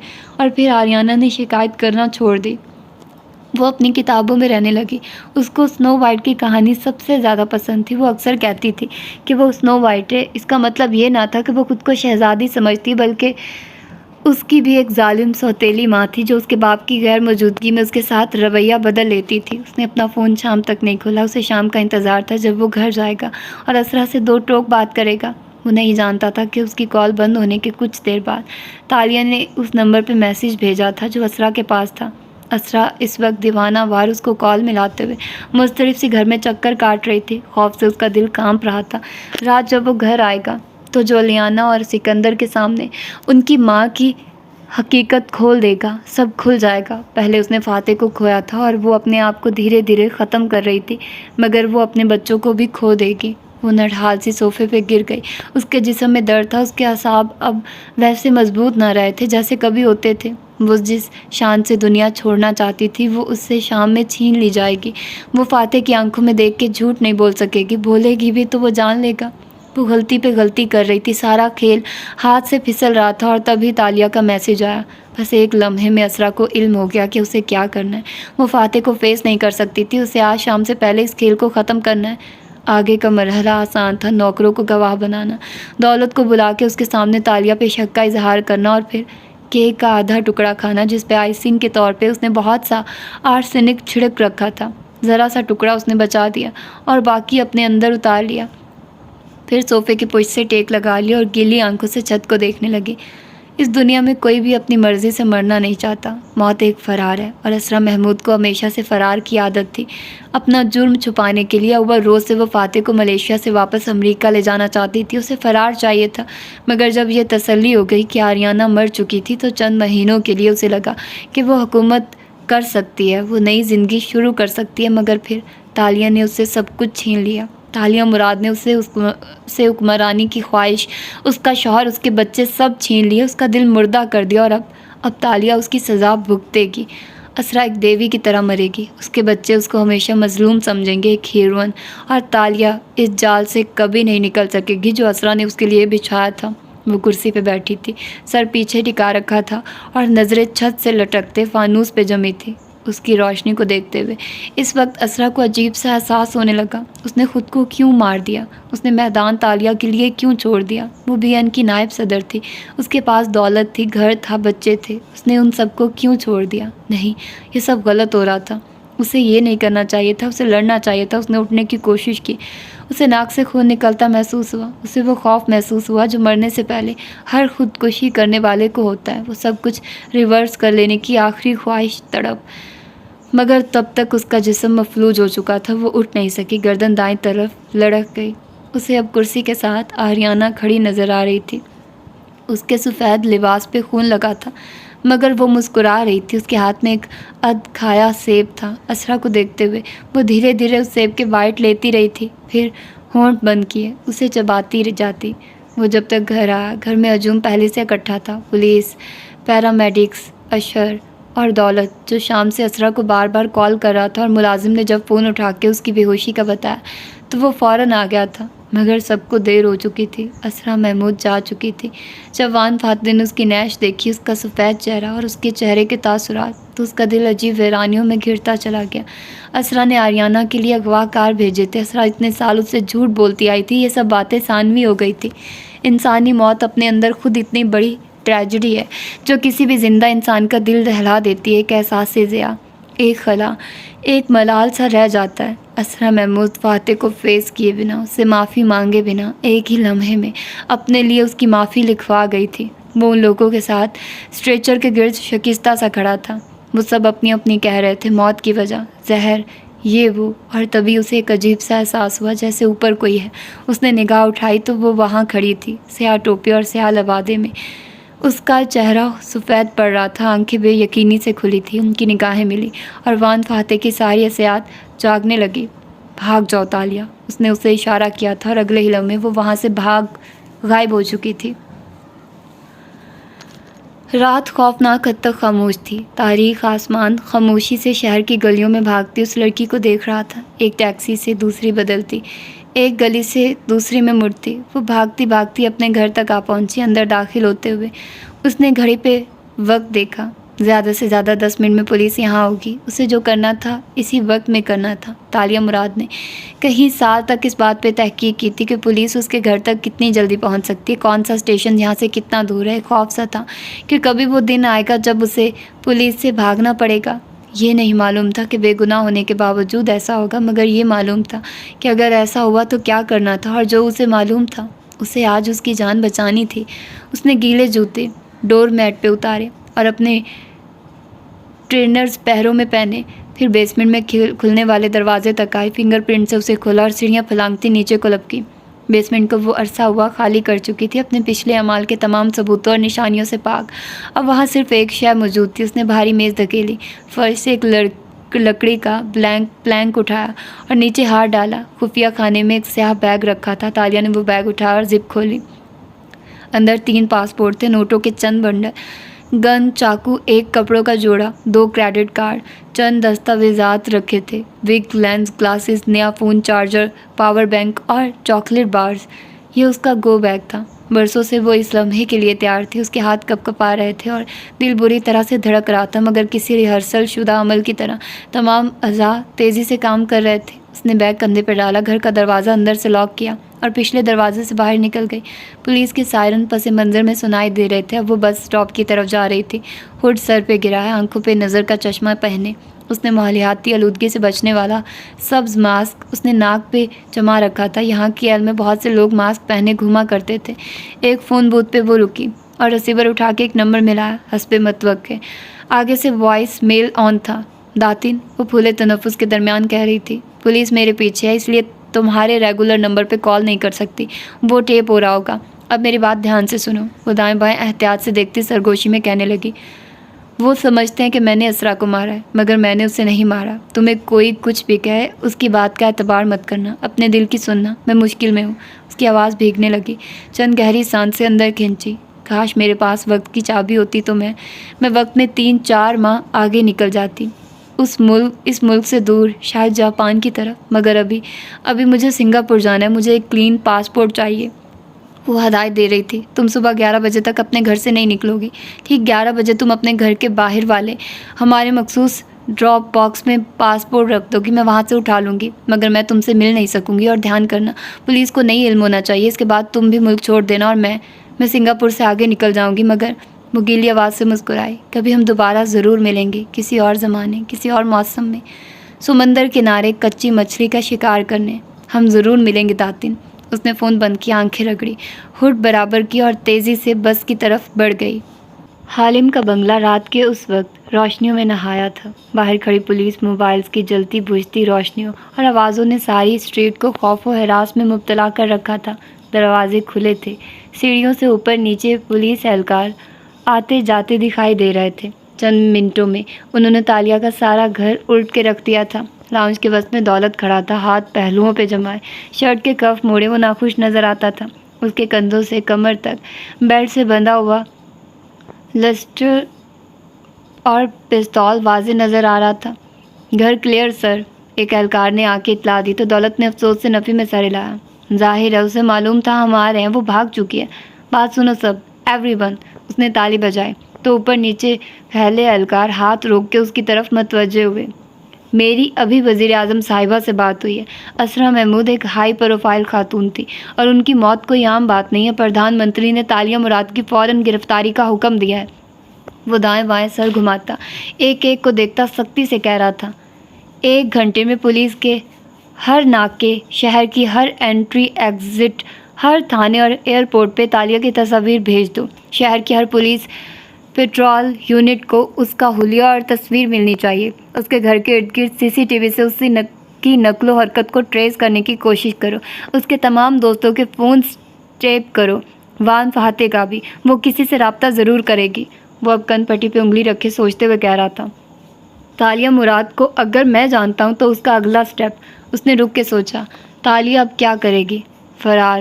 وہ ملک سے فرار ہونے کی کوشش کرے گی۔ وہ مسکرا کے بولا تھا، اور ہمیں اس شہر کے ہر دروازے پہ پہرا لگا دینا ہے۔ وہ کہہ رہا تھا جب فون کی گھنٹی بجی۔ اس نے بات روک کے موبائل کان سے لگایا۔ بولو زاہد۔ دوسری جانب اس کا اینالسٹ ہیڈ کوارٹر سے بات کر رہا تھا۔ سر، ایک اطلاع ہے۔ اینالسٹ دبے دبے جوش سے کہنے لگا، یاد ہے ہم نے تالیہ کی کیس انویسٹیگیشن کے دوران اس کی دوست لیانا صابری کی فائل تیار کی تھی۔ مجھے اس دوران لیانا کا ایک ایسا فون نمبر ملا تھا جو اس کے گھر کے علاقے میں مخصوص وقت کے لیے آن ہوتا تھا۔ یہ نمبر اس کے نام پہ نہیں ہے اور مجھے اس سے غرض نہیں ہے کہ تم نے وہ نمبر کیسے ڈھونڈا۔ دولت نے اکتا کے باقی بات کاٹی۔ مجھے یہ بتاؤ کہ اس نمبر پہ تالیہ نے رابطہ کرنے کی کوشش کی ہے؟ یس سر، وہ دبے دبے جوش سے بولا۔ وہ نہیں جانتی کہ ہم اس نمبر کو ٹیپ کر رہے تھے۔ اس نے وائس میل میں پیغام چھوڑا، میں آپ کو سنواتا ہوں۔ دولت چند لمحے تک اس پیغام کو سنتا رہا جو تالیہ نے داتن کے لیے چھوڑا تھا۔ پھر اس نے فون رکھا اور ٹیم کو مخاطب کیا۔ چینج آف پلان، ہم اس کے گرد گھیرا تنگ ضرور کریں گے مگر ابھی تالیہ کے ملوث ہونے کی خبر میڈیا پہ نہیں دیں گے۔ وہ سب سے زیادہ اس چیز سے ڈرتی ہے، یہ پتہ ابھی ہم اپنے ہاتھ میں رکھیں گے اور لیانہ صابری کو ابھی ہم گرفتار نہیں کریں گے۔ وہ تالیہ تک پہنچنے کے لیے ہمارا واحد لنک ہے۔ وہ آس اور اضطراب کے درمیان کہہ رہا تھا۔ امید ہے کہ تالیہ اس کے گھر کے قریب جائے گی نیا پاسپورٹ اٹھانے۔ ہمیں لیانہ کے گھر کے گرد گھیرا تنگ کرنا اور صبح تک اپنی کارروائیوں کو خاموش رکھنا ہے۔ تالیہ مراد اس وقت خوف کا شکار ہے اور ایسا انسان غلطی پہ غلطی کرتا ہے۔ ہم تالیہ کی غلطی کا انتظار کریں گے۔ اسے تالیہ کی فون کال میں عرصے بعد وہی خوف محسوس ہوا تھا جو قید کے ان 5 دنوں میں اس کے چہرے پہ نظر آتا تھا۔ وہ جس چیز سے ڈرتی تھی وہی اس کے سامنے آ گئی تھی۔ بہت اچھے، وہ تالیہ مراد کے گرد ایسا گھیرا بنانے جا رہا تھا جس کو وہ توڑنے کی کوشش میں غلطیاں کرے گی۔ بلی اور چوہے کا کھیل شروع ہونے والا تھا۔ اگلی صبح آسمان نے دیکھا کہ ایک بڑے سبزہ اظہار پہ اسرا محمود کے جنازے کی رسم ادا کی جا رہی تھی۔ لوگوں کا ایک منظم ہجوم وہاں موجود تھا۔ قطار میں لوگ باری باری آتے اور مرکزی جگہ پہ کھڑے فاتح سے ہاتھ ملاتے، تعزیت کرتے، دعا دیتے اور آگے بڑھ جاتے۔ وہ سر کے خم سے ان کی تعزیت وصول کرتا، شکریہ ادا کرتا اور پھر ایک ویران نظر اپنے دونوں بچوں پہ ڈالتا جو اس کے دائیں طرف کھڑے تھے۔ دونوں نے اب زاروں قطار رونا بند کر دیا تھا۔ جو لیانہ صرف شل تھی اور سکندر بار بار سر جھکا کے گیلی آنکھیں پونچھتا تھا۔ فاتح ایک ہاتھ لوگوں سے ملاتا تھا اور دوسرا سکندر کے کندھے پہ جمائے ہوئے تھا۔ جو لیانہ کے اس طرف اشر کھڑا تھا۔ ان سب کے چہرے آج سوگوار تھے۔ خاندان کی ایک خاتون بچوں کو اپنے ساتھ دوسری طرف لے گئی تو اشر اس کے کندھے کے برابر آ کھڑا ہوا۔ آپ ٹھیک ہیں آبنگ؟ میں جانتا ہوں کاکا، اور آپ کے اختلافات تھے اور میرے اور اسرا کے کوئی اختلافات نہیں تھے ایش۔ وہ ایک بہت اچھی بیوی اور ماں تھی۔ اس نے کبھی کچھ ایسا نہیں کیا جس سے میں ہرٹ ہوا ہوں۔ اشر نے نظروں کا رخ موڑ کے اسے دیکھا۔ وہ سنجیدگی سے سامنے دیکھتے ہوئے کہہ رہا تھا۔ اس نے جیسے سارے حساب کتاب ختم کر ڈالے تھے۔ اشر کو خیال گزرا کہ آخری دنوں میں وہ دونوں کافی بہتر ہو چکے تھے۔ فاتح نے اسے نائب چیئر پرسن بھی بنا دیا تھا۔ واقعی اب ان کے درمیان کوئی تلخی نہیں تھی۔ وہ واپس تعزیت کرنے والوں کے ساتھ مگن ہو گیا۔ فاتح، دولت اس کے ساتھ آ کھڑا ہوا تو فاتح نے چونک کے گردن موڑی، پھر اس کی شکل دیکھ کے ماتھے پہ بل پڑ گیا۔ واپس چہرہ سیدھا کر کے زیر لب بولا، تمہاری تفتیش کہاں تک پہنچی؟ اسے اس کی آمد شدید ناگوار گزری تھی۔ بہت جلد تالیہ مراد جیل کی سلاخوں کے پیچھے ہوگی۔ وہ دونوں نامحسوس طریقے سے وہاں سے ہٹ گئے۔ اب تعزیت کرنے والوں سے قدرے فاصلے پہ وہ غاز پہ آمنے سامنے کھڑے تھے۔ یہ سب تالیہ نے نہیں کیا۔ تمہیں کیسے معلوم؟ اگر تم تعصب کا چشمہ اتار دو تو تمہیں بھی معلوم ہو جائے گا، وہ برہمی سے دولت کو دیکھ کے کہہ رہا تھا۔ وہ یہ نہیں کر سکتی، اس کو اس میں پھنسایا جا رہا ہے۔ اچھا، دولت تن سے بولا، کس نے پھنسایا اسے؟ یہ معلوم کرنا تمہاری جاب ہے، سرکار اسی کے پیسے دیتی ہے تمہیں، جاؤ اور معلوم کرو۔ ناگواری سے کہہ کے وان فاتح آگے بڑھ گیا۔ دولت نے ضبط سے گہری سانس بھری، پھر گھڑی پہ وقت دیکھا۔ 10 بج رہے تھے۔ اسے داتن کے گھر سے چند فرلانگ دور مقررہ جگہ پہ پہنچنا تھا۔ تالیہ مراد اپنا پاسپورٹ اٹھانے آنے والی ہوگی۔ وان فاتح اب قطار میں آئے لوگوں سے تعزیت وصول کر رہا تھا۔ اگلا شخص ایڈم تھا۔ فاتح نے اسے ہاتھ ملایا تو وہ قریب آ کے آہستہ سے بولا، مجھے بہت افسوس ہوا سر۔ مجھے بھی ایڈم، اس نے گہری سانس لی۔ میں اور میرے بچے اس ٹراما سے کیسے نکلیں گے مجھے نہیں معلوم۔ میں آپ لوگوں کے لیے دعا کروں گا کہ آپ اس سے نکل آئیے۔ اللہ تعالیٰ دل سے مانگی ساری دعائیں پوری کرتا ہے۔ پھر اس نے چہرہ آگے کو جھکایا اور پریشانی سے پوچھا، سر یہ لوگ کہہ رہے ہیں کہ چیتالیہ۔ یہ اس نے نہیں کیا، فاتح نے سختی سے آہستہ آواز میں دہرایا۔ ایڈم چند لمحے اس کی آنکھوں میں دیکھتا رہا، پھر اس نے اس بات میں سر ہلا دیا۔ آف کورس سر، میں جانتا ہوں۔ پھر سر کو خم دے کر آگے بڑھا تو کچھ سوچ کے وان فاتح اس کے پیچھے آیا۔ دونوں ہجوم سے ذرا دور گھاس پہ چلے آئے تو فاتح نے اسے پکارا۔ وہ چونک کے مڑا، اسے نہیں معلوم تھا کہ وہ اس کے پیچھے آ رہا ہے۔ ایڈم، تم تالیہ کو ڈھونڈو، لیانہ صابری سے پوچھو یا کسی اور سے، کچھ بھی کرو مگر اس کو ڈھونڈو اور اس سے کہو کہ وہ رپوش نہ ہو، سامنے آ جائے۔ آپ چاہتے ہیں کہ وہ گرفتاری دے دے اس جرم کے لیے جو انہوں نے نہیں کیا؟ وہ حیران ہوا۔ ہاں، کیونکہ بھاگنے سے وہ مزید مجرم لگ رہی ہے۔ ایک دفعہ وہ خود کو قانون کے حوالے کر دے تو میں اس کو بچا لوں گا کیونکہ وہ بے گناہ ہے۔ میرا ان سے رابطہ نہیں ہے مگر میں ان کو یہ مشورہ نہیں دوں گا۔ پہلے ہمیں اس شخص کو ڈھونڈنا ہے جس نے ان کو پھنسایا ہے۔ ایڈم کا پلان مختلف تھا۔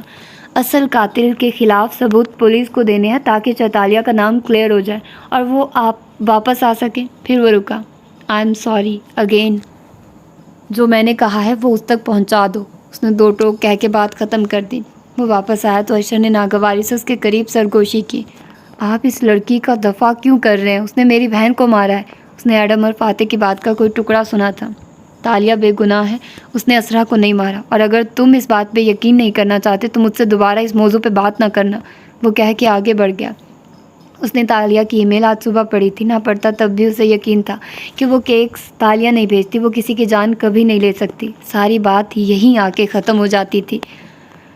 ریحانہ صابری کے گھر سے چند فرلانگ دور ایک پینٹرز کمپنی کی وین کھڑی تھی۔ باہر سے دیکھ کے لگتا تھا کہ وہ کسی گھر میں پینٹ کرنے آنے والوں کی وین ہے، البتہ اس کے اندر کا ماحول یکسر مختلف تھا۔ وہاں کرسیاں تھیں، قطار میں اسکرینز نصب تھی جن کے آگے تکنیکی امور میں ماہر اینالسٹ بیٹھے تھے، اور ان کے پیچھے ایک خالی جگہ پہ دولت ٹہل رہا تھا۔ بار بار وہ گھڑی دیکھتا، 11:05 ہو گئے۔ ریحانہ گھر سے نہیں نکلی، اور وہ پاسپورٹ کیسے دے گی؟ ہم اس کے گھر کے باہر رات سے موجود ہیں۔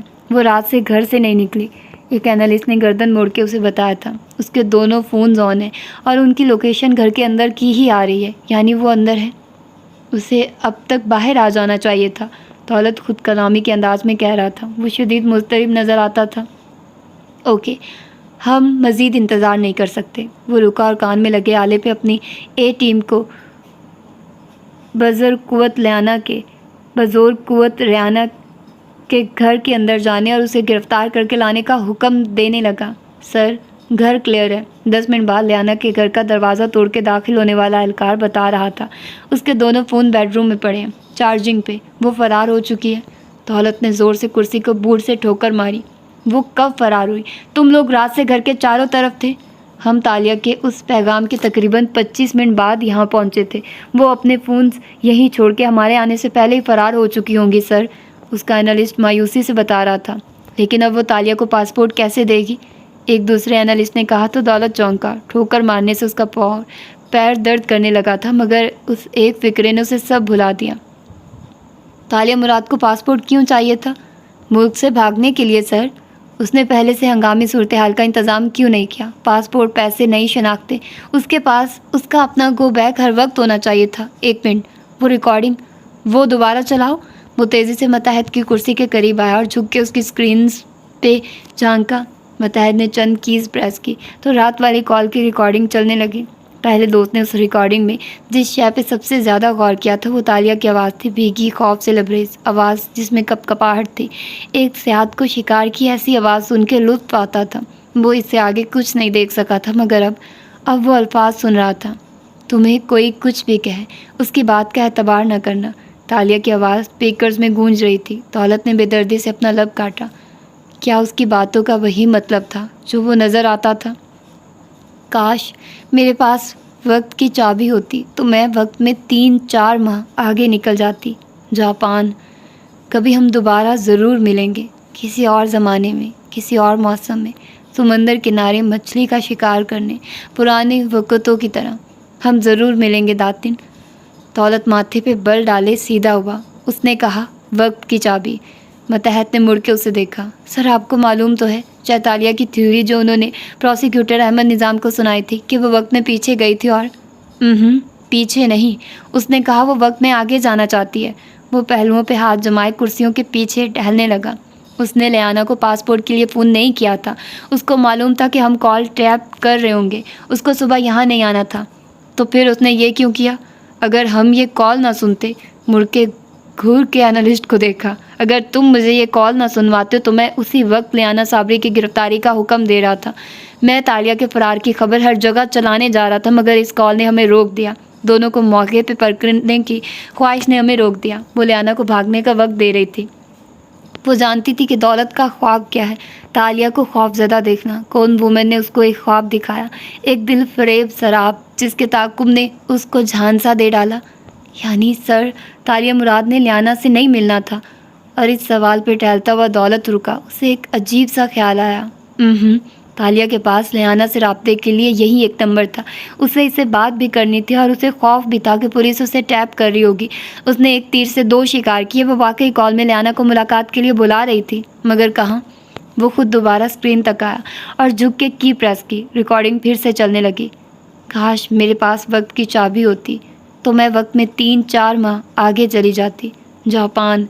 اس نے اسٹاپ کا بٹن دبایا اور دھیرے سے سیدھا ہوا. 4 ماہ کے بعد جاپان میں کیا ہونا ہے؟ 4 ماہ بعد؟ اینالسٹ نے انگلیوں پہ حساب کیا. کچھ بھی نہیں. 4 ماہ بعد اپریل ہے سر. اور بس اس ایک لمحے میں پزل میں سارے ٹکڑے اپنی جگہ پہ آن گرے. ساکورا نامی. دولت بڑبڑایا. مارچ اپریل میں جاپان میں ساکورا نامی شروع ہو جاتا ہے. وین میں خاموشی چھا گئی. سب ایک دوسرے کو دیکھنے لگے. دولت نے البتہ کرہ کے کن پٹی چھوئی تھی. اسے جاپان نہیں جانا تھا. دولت نے آہستہ سے نفی میں سر ہلایا. وہ اسے دی کیوب میں بلا رہی تھی. دی کیوب؟ وہ جاپانی ریسٹورانٹ؟ ایک اہلکار نے چونک کے کہا.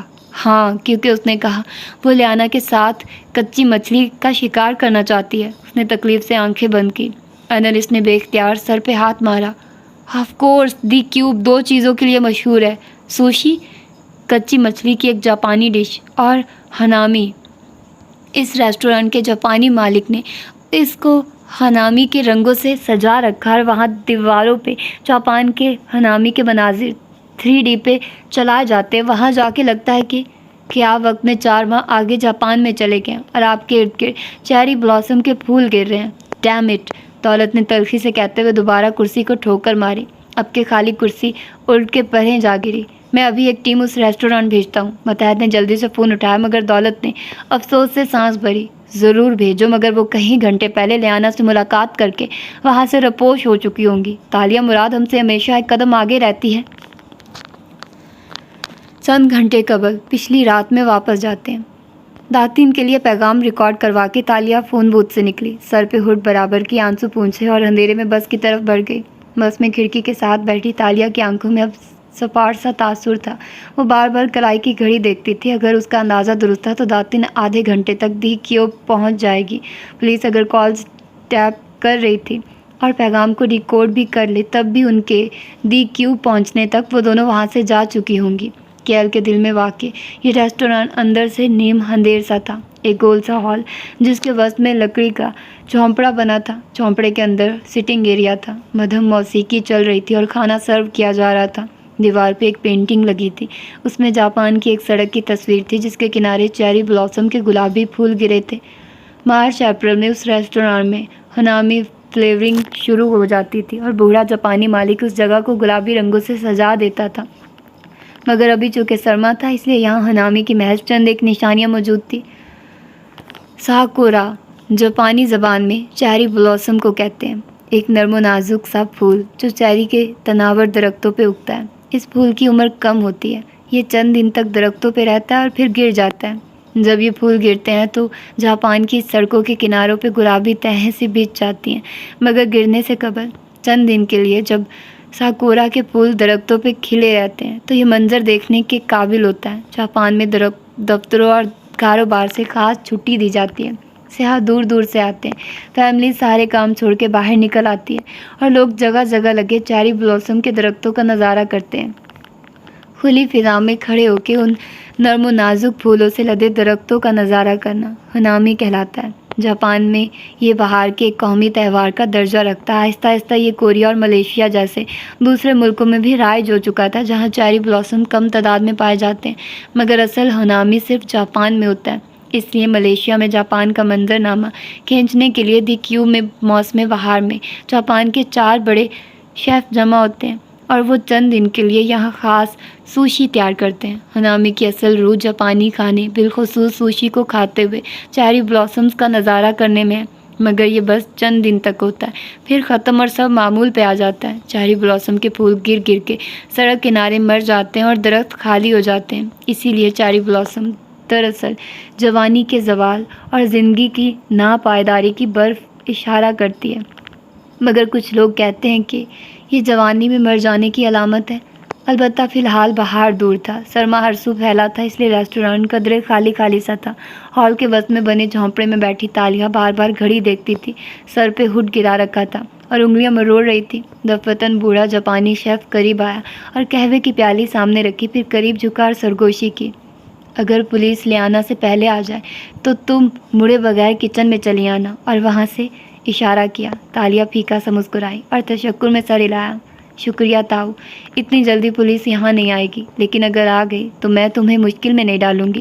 تاؤ نے مسکرا کے اس لڑکی کا چہرہ دیکھا جو ہڈ کے حالے میں زرد سا پڑ رہا تھا، پھر اس کی پیالے میں سنہری قہوے کی دھار انڈیلی۔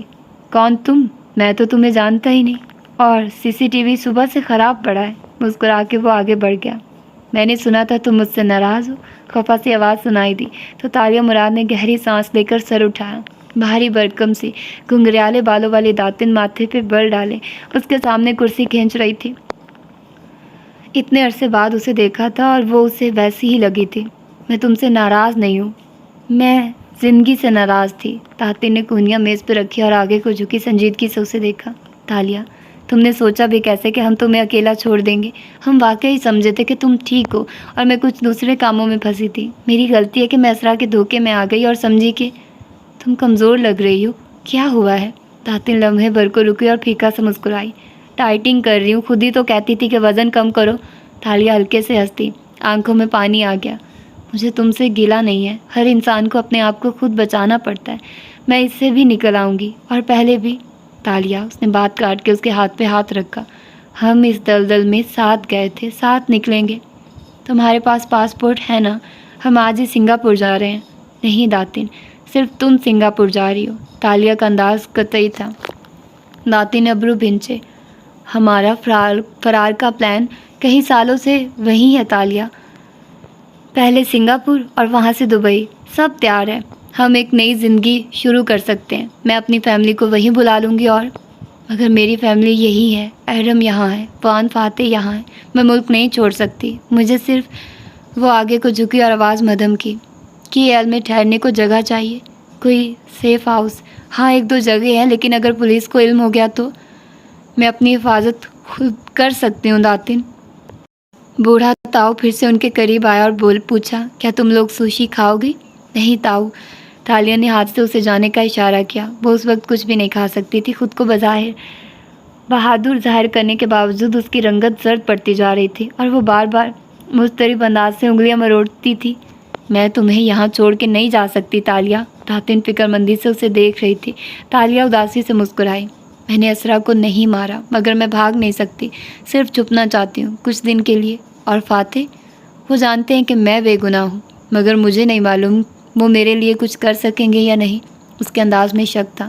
داتن نے اس کے ہاتھ پہ ہاتھ رکھا اور سنجیدگی سے بولی، مجھے وان فاتح سے بہت سی باتوں پہ اختلاف ہے، مگر تم اپنے دل سے یہ بے یقینی نکال دو تالیہ کہ وہ تمہیں پھر سے اکیلا چھوڑ دیں گے۔ ہم تینوں تمہارے ساتھ ہیں اور تمہارے لیے ہر حد تک جائیں گے۔ تالیہ کی داتن پہ جمی نگاہیں بھیگنے لگی۔ اگر میں اچھائی کا راستہ نہ اپناتی تو یہ سب میرے ساتھ نہ ہوتا، میں برائی کے راستے پہ رہتی تو چھپی رہتی۔ نہیں تالیہ، میں ہمیشہ کہتی تھی کہ انسان اس راستے کو ترک نہیں کر سکتا، مگر میں غلط تھی۔ انسان سب کر سکتا ہے، تم نے درست کیا جو کیا۔ وہ اعتراف کر رہی تھی، مگر تالیہ نے نفی میں سر ہلایا۔ اس کی آنکھوں میں زخمی سا تاثر تھا۔ کیا فائدہ ہوگا سب ترک کرنے کا؟ مجھے ایسے جرم میں پھنسایا جا رہا ہے جو میں نے کیا ہی نہیں ہے۔ میں سمجھتی تھی کہ انسان اچھے راستے پہ آ جائے تو دوسرے انسان بھی اس کی مدد کرتے، مگر اب داتن، اس نے ارد گرد دیکھا، اب مجھے اس دنیا اور اس کے انسانوں کے اندر کی اچھائی سے امید ختم ہوتی جا رہی ہے۔ لیانا نے اسے کبھی یوں بے بس اور مایوس نہیں دیکھا تھا۔ وہ بار بار لب کاٹ رہی تھی، کچھ گردن کی پشت کو ہتھیلی سے دباتی، کبھی میز پہ ناخن رگڑتی۔ داتن دھیرے سے پیچھے ہوئی، اس کی آنکھوں میں حیرت تھی۔ تالیہ، کوئی بھی ہمت ہار سکتا ہے مگر تم نہیں۔ میری زندگی میں ایک کے بعد ایک مسئلہ شروع ہو جاتا ہے، میں اب ان مسئلوں سے ایک ہی دفعہ چھٹکارا پانا چاہتی ہوں۔ پھر اس نے سر ہاتھوں میں گرا دیا۔ مگر مجھے نہیں معلوم کہ میں کیا کروں، میرے پاس کوئی پلان نہیں ہے۔ میرے ساتھ سنگاپور چلو؟ نہیں۔ تالیہ مراد نے سر اٹھایا۔ وہ جھونپڑے کے اندر بیٹھی تھی، سامنے داتن تھی، دونوں کے قہوے کی پیالیاں لباب بھری تھی۔ اسی پل تاؤ نے ریسٹورانٹ کی بتیاں مدھم کر دی۔ مرکزی دیوار ساری کی ساری اسکرین بن گئی تھی اور اس پہ ایک منظر چلنے لگا تھا۔ ایک طویل سڑک کا کنارہ، وہاں اگے ڈھیروں درختوں کی قطار، ہلکی چلتی ہوا، और दरख्तों से गिरते चेरी ब्लॉसम के गुलाबी और सफ़ेद फूल। कोई मध्यम सुरों में पियानो बजा रहा था। दीवार पे नज़र आती सड़क के किनारे फूलों से भरते जा रहे थे। तालिया ने उसकी आंखों में देखा। तुम ठीक हो? उसके सवाल ने लियाना साबरी को चमकाया था। वो कदरे पीछे को हुई। मुझे क्या हुआ है? सामने ओपन किचन के काउंटर पे खड़ा ताऊ सुशी बनाता नजर आ रहा था। फिजा में झींगे तलने की महक बसी थी। तुम्हारे बाल पतले और कम लगते हैं। तुम हेयर एक्सटेंशन इस्तेमाल कर रही हो? क्यों? नरमी से पूछा। कैटिव कर रही हूँ, इससे बाल झड़ जाते हैं। मैं नहीं चाहती थी तुम्हें पता चले, मगर तुम क्यों पूछ रही हो? तालिया ने मोबाइल की स्क्रीन उसके सामने की। उस पर उन तीनों की सेल्फी नज़र आ रही थी। कोने में मेज़ पर रखी दवा की बोतल को उसने जूम कर रखा था। ये कैंसर की दवा है और ये बोतल तुम्हारी है। तुम कैंसर की दवा क्यों ले रही हो?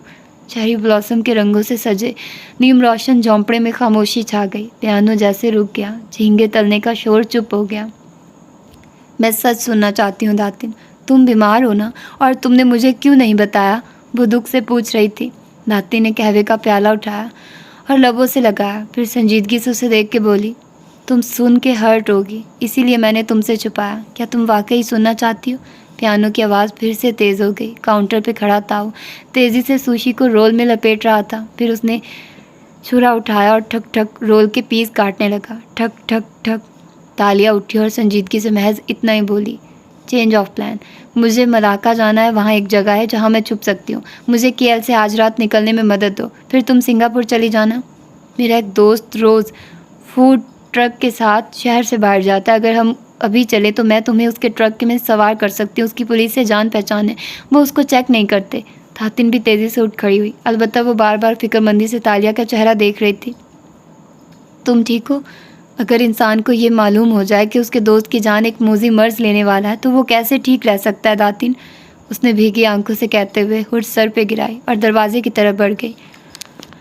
मलाका शहर का वो इलाका रात की तन्हाई में वीरान पड़ा था। कहीं किसी घर की खिड़की रोशन थी तो किसी की बैरूनी बत्ती जली थी, वरना सारे में अंधेरा फैला था।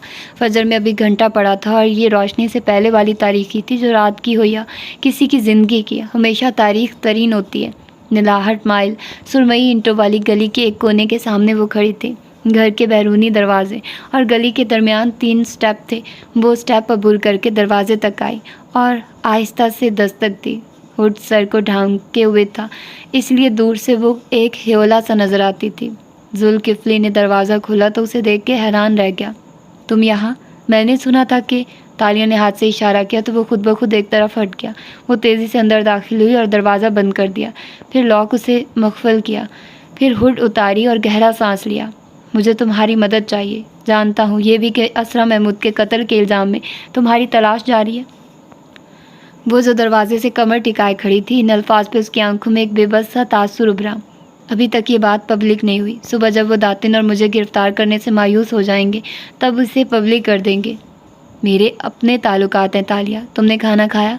साहिर नाक से मक्खी उड़ाते हुए बोला और फिर अंदर राहदारी की तरफ बढ़ गया। फिर महसूस किया कि वो अभी तक रुकी हुई है। जुल्किफ्ली ने वापस मुड़ के उसे देखा। अंदर आओ। घर में कोई और तो नहीं है? देखो मैं इस वक्त कोई ख़तरा मोल नहीं ले सकती। जुल्किफ्ली ने उसके चेहरे को अफसोस से देखा जिसकी रंगत उड़ी उड़ी सी थी। तुम खौफज़दा हो? नहीं तो, वो तेज़ी से बोली।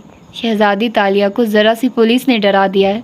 वो इस्तज़ाया मुस्कुरा के आगे बढ़ा तो तालिया के गाल सुर्ख हुए। वो तेज़ी से उसके पीछे लपकी। तालिया को कोई इतनी आसानी से नहीं डरा सकता। मैं बस लब काटते हुए बात अधूरी छोड़ दी। इस घर में मदम जर्द रोशनियाँ फैली थी जो उसे अजब पुरस्रार सा तासुर देती थी। वो दीवान खाने में आई और नीचे चटाई पे बैठी तो पहली नज़र शेल्फ पे रखी बोतलों पे पड़ी। एक उदास मुस्कुराहट उसके लबों पे बिखरी गई। वान फाते की बोतल से चंद बूंदों के सिवा कुछ गायब नहीं हुआ। वो अभी तक अपनी यादाश्त वापस नहीं हासिल कर सका। वो इन्हीं बोतलों की तरफ देख रही थी जब जुल्किफ्ली ट्रे लिए अंदर दाखिल हुआ। तालिया चौंकी, फिर भाप उड़ाते प्याले को देख के कंधे ढीले छोड़ दिए। वो उसके सामने बैठा और प्याले को दोनों के दरमियान चौकी पर रख दिया। तालिया ने जल्दी से उसे करीब खिसकाया। सूप में तैरते रामन नूडल्स इस वक्त शदीद इश्तिहा अंगेज़ लग रहे थे। شکریہ۔ وہ تیزی سے چاپ سٹکس میں بھر بھر کے نوڈلز کھانے لگی۔ گرم گرم مایا نے زبان جلا دی، مگر اس نے ذرا سا وقفہ دیا اور پھر سے کھانے لگی۔ وہ کوہنیاں چوکی پہ رکھ کے اپنی چمکتی آنکھوں سے اسے بغور دیکھ رہا تھا۔ میں نے کبھی تمہیں اتنا خوفزدہ نہیں دیکھا۔ تالیہ چپ چاپ کھاتی رہی۔ تم نے اسرا کو زہر دیا ہے کیا؟ چاپ سٹکس والا ہاتھ منہ تک جاتے رک گیا۔ تالیہ کی آنکھوں میں بے یقینی ابھری۔ تمہیں لگتا ہے میں کسی کو زہر دے سکتی ہوں؟ ہاں دے سکتی ہو، لیکن صرف تب جب وہ انسان اس کا اہل ہو۔ وہ چند لمحے لب پھنچے ہرٹ سی ہو کے اسے دیکھتی رہی، پھر چاپ سٹکس نیچے رکھ دی۔ میں نے اسرا کو نہیں مارا، مگر سب ثبوت میرے خلاف جاتے ہیں۔ میں ملیشیا نہیں چھوڑ سکتی اور میرے پاس چھپنے کے لیے کوئی جگہ بھی نہیں ہے۔ پتہ نہیں میں تمہارے پاس کیوں آئی ہوں۔ پھر وہ اٹھنے لگی۔ نہیں آنا چاہیے تھا۔ تالیہ بیٹھو، ہم مل کے کوئی حل نکالتے ہیں۔ اگر تمہیں میری بے گناہی پہ یقین نہیں ہے تو باقی دنیا کو کیسے آئے گا؟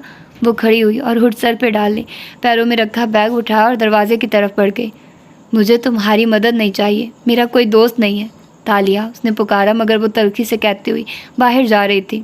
جو دوست تھے ان کو کبھی میری بے گناہی کا یقین نہیں آئے گا، اور جس کو آئے گا اس کی عمر ختم ہونے والی ہے۔ میں دوستوں کے معاملے میں بہت بدقسمت ہوں۔ اور دروازے سے باہر نکل گئی۔ ملاقہ کا ساحل اس گھنے اندھیرے میں ویران پڑا تھا۔ چاند بادلوں میں چھپا تھا اور لہریں قدرے پرسکون تھی۔ وہ ریت پہ کھڑی تھی، ہڈ پیچھے گرا رکھی تھی اور چھوٹے بال پونی میں مکید تھے۔ وہ خاموشی سے پانی کو دیکھ رہی تھی۔ لہریں لپک لپک کے آتی، اس کے پیروں کو بھگو دیتی اور واپس پڑ جاتی۔ وہ اپنی حد سے چاہنے کے باوجود نہیں بڑھ سکتی تھی۔ وہ آہستہ آہستہ پانی میں قدم آگے بڑھانے لگی۔ اس کے چہرے پہ عجیب سی مایوسی تھی، دماغ جیسے کہیں دور الجھا تھا۔ ٹخنے پانی میں ڈوبنے لگے۔ وہ چلتی گئی آگے اور آگے۔ اب گھر جانے کا وقت ہے پتری تالیہ، اس سے پہلے کہ سورج نکلے اور تمہیں کوئی دیکھے۔ کسی نے اس کو کوہنی سے پکڑ کے روکا تو تالیہ پتھر ہو گئی، پھر بے یقینی سے مڑی تو بھورا جادوگر سامنے کھڑا تھا۔ اس کی آنکھیں ویسی چمکتی ہوئی تھی اور چہرہ سپاٹ تھا۔ تم میرے پیچھے آ رہے تھے؟ وہ بھنگچی رہ گئی تھی۔ تم دوستوں کے معاملے میں بدقسمت نہیں ہو، تم ملاقہ کی شہزادی تالیہ ہو، اور تم یوں مایوس ہو کے اس پانی میں قدم نہیں رکھ سکتی۔ وہ درشتی سے بولا تو وہ چند لمحے کچھ بول نہ سکی۔ تھوڑی دیر بعد وہ دونوں ریت پہ چلتے سڑک کی طرف جا رہے تھے۔ تم ہمت کیسے کھو سکتی ہو اتنی جلدی؟ وہ سینے پہ بازو لپیٹے کندھے اچکا کے بولی۔ میں سوچنے کے لیے یہاں آئی تھی، میں صرف پانی میں کھڑے ہونا چاہتی تھی۔ تم پانی میں کھڑی نہیں ہو رہی تھی، تم آگے بڑھ رہی تھی بنا کچھ سوچے سمجھے، اندھا دھند۔ وہ اس کی طرف گھوما اور افسوس سے اسے دیکھا۔ وہ دوسری طرف دیکھنے لگی۔ کیا تمہارے سامنے اتنا بڑا پہاڑ ہے جس پہ تم چڑھ نہ سکو؟ اس پہاڑ کو عبور کرنے کے لیے کوئی سڑک نہیں ہے ذوالکفلی، وہ ایک دم دبا دبا سا چیخی۔ وہ دونوں آمنے سامنے ریت پہ کھڑے تھے، سیاہ آسمان اور تاریک سمندر خاموشی سے انہیں دیکھ رہے تھے۔ تالیہ کے پاس تو ہمیشہ پلان ہوتا تھا، اب نہیں ہے۔ میرے پاس اب کچھ بھی نہیں ہے، سر چھپانے کو جگہ تک نہیں ہے، میرے دوست تک کھو گئے۔ اور داتن، اس کی آنکھیں بھیگنے لگی۔ داتن کو کینسر ہے، وہ مر رہی ہے اور میں اس کو بچا بھی نہیں سکتی۔ میں ایسی زندگی نہیں گزارنا چاہتی جس میں مجھے خوف کے سائے تلے رہنا پڑے۔ میں تنگ آ گئی ہوں۔ تو اپنے خوف کو شکست دو۔ میں نے 5 دن قید میں کاٹے ہیں۔ قید میرا سب سے بڑا خوف ہے اور میں دوبارہ اس میں نہیں جا سکتی۔ میرے پاس چھپنے کے لیے بھی جگہ نہیں ہے۔ اس نے پڑھ کے پانی کو دیکھا۔ میں اس سمندر میں چھپنے کے لیے جا رہی تھی۔ شاید یہ مجھے اپنے اندر پناہ دے دے۔ اگر میں نہ آتا تو؟ اگر تم نہ آتے تب بھی میں واپس پڑ جاتی۔ ڈوب کے مرنے میں سنا ہے بڑی تکلیف ہوتی ہے اور میں مزید تکلیف نہیں اٹھا سکتی۔ وہ زخمی سا مسکرائی۔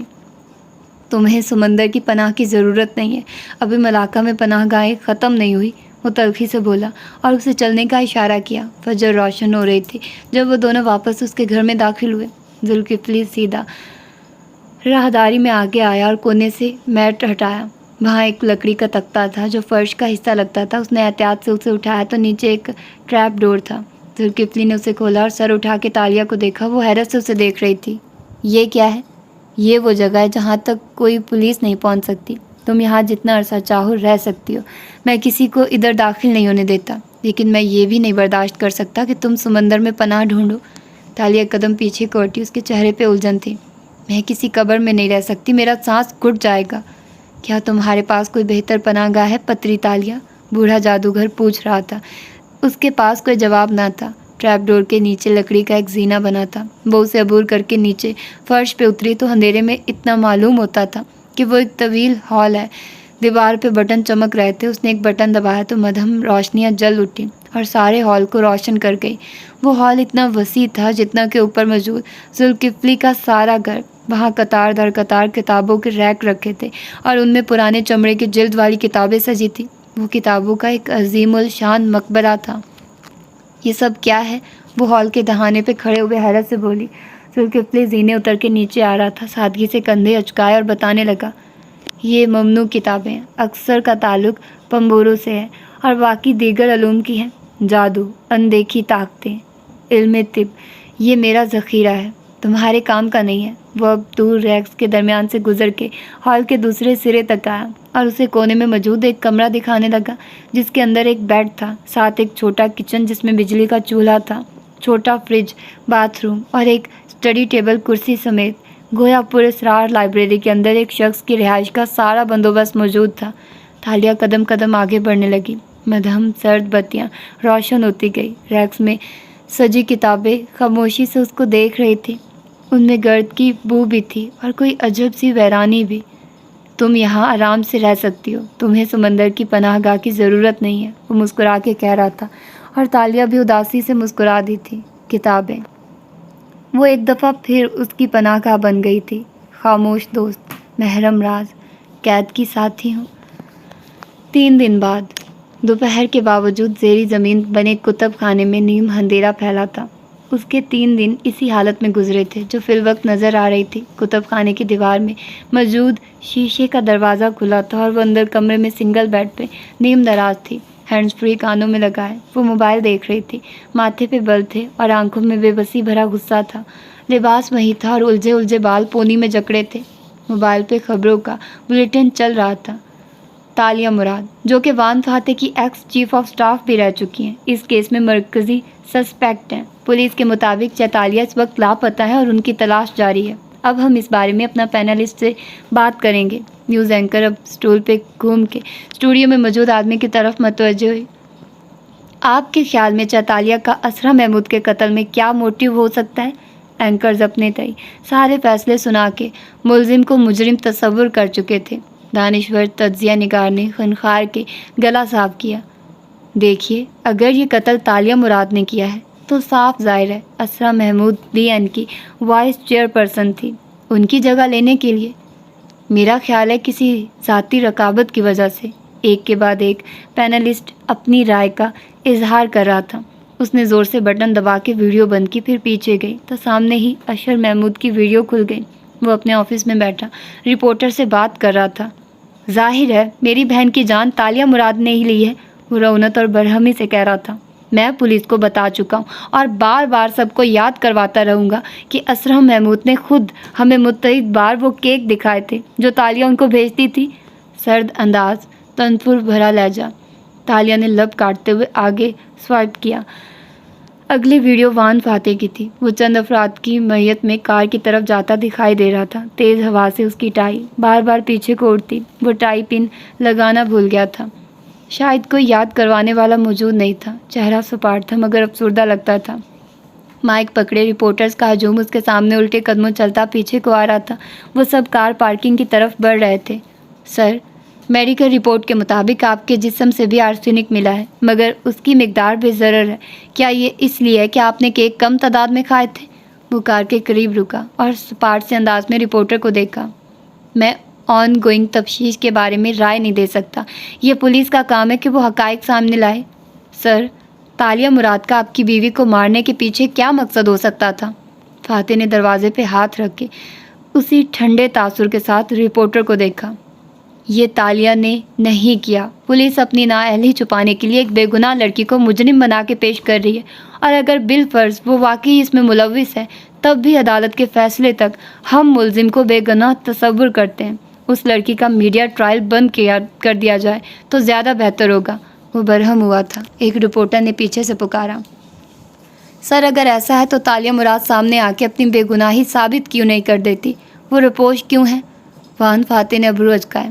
ہمیں نہیں معلوم کون کس وقت کس مسئلے میں پھنسا ہو، مگر مجھے یقین ہے کہ وہ جلد ہی سامنے آ کے خود کو اس الزام سے بری کروا لے گی۔ اور ہاتھ کے خفی اشارے سے بس کہہ کے وہ کار میں بیٹھنے لگا۔ سر، آپ ان کے باس رہے ہیں، کیا انہوں نے آپ سے بھی رابطہ کرنے کی کوشش نہیں کی؟ کسی نے سوال پھینکا تھا، فاتح نے سن لیا تھا، مگر اس نے دروازہ بند کر دیا اور ڈرائیور کو چلنے کا اشارہ کر دیا۔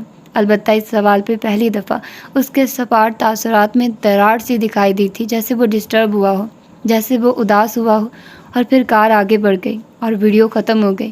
تالیہ کی آنکھیں بھیگنے لگی۔ اس نے فون رکھا اور ہینڈز فری کانوں سے نوچ اتارے۔ وہ گزشتہ 3 دن سے خبریں ہی دیکھ رہی تھی۔ سارا ملک اس کو قاتل کہہ رہا تھا۔ نیلوفر کی کتاب سے بنائی چند دن کی شہرت مانند پڑ گئی تھی، اور اب وہ اسرا محمود کی قاتل اور ایک فوگیٹیو بن کے رہ گئی تھی۔ اس نے گھٹنوں کے گرد بازو لپیٹ لیے اور تھوڑی ان پہ جما دی، جیسے اس کتابوں کے اس ویران مقبرے میں وہ خود کو اپنے ہی گلے سے لگائے محفوظ کرنا چاہ رہی ہو۔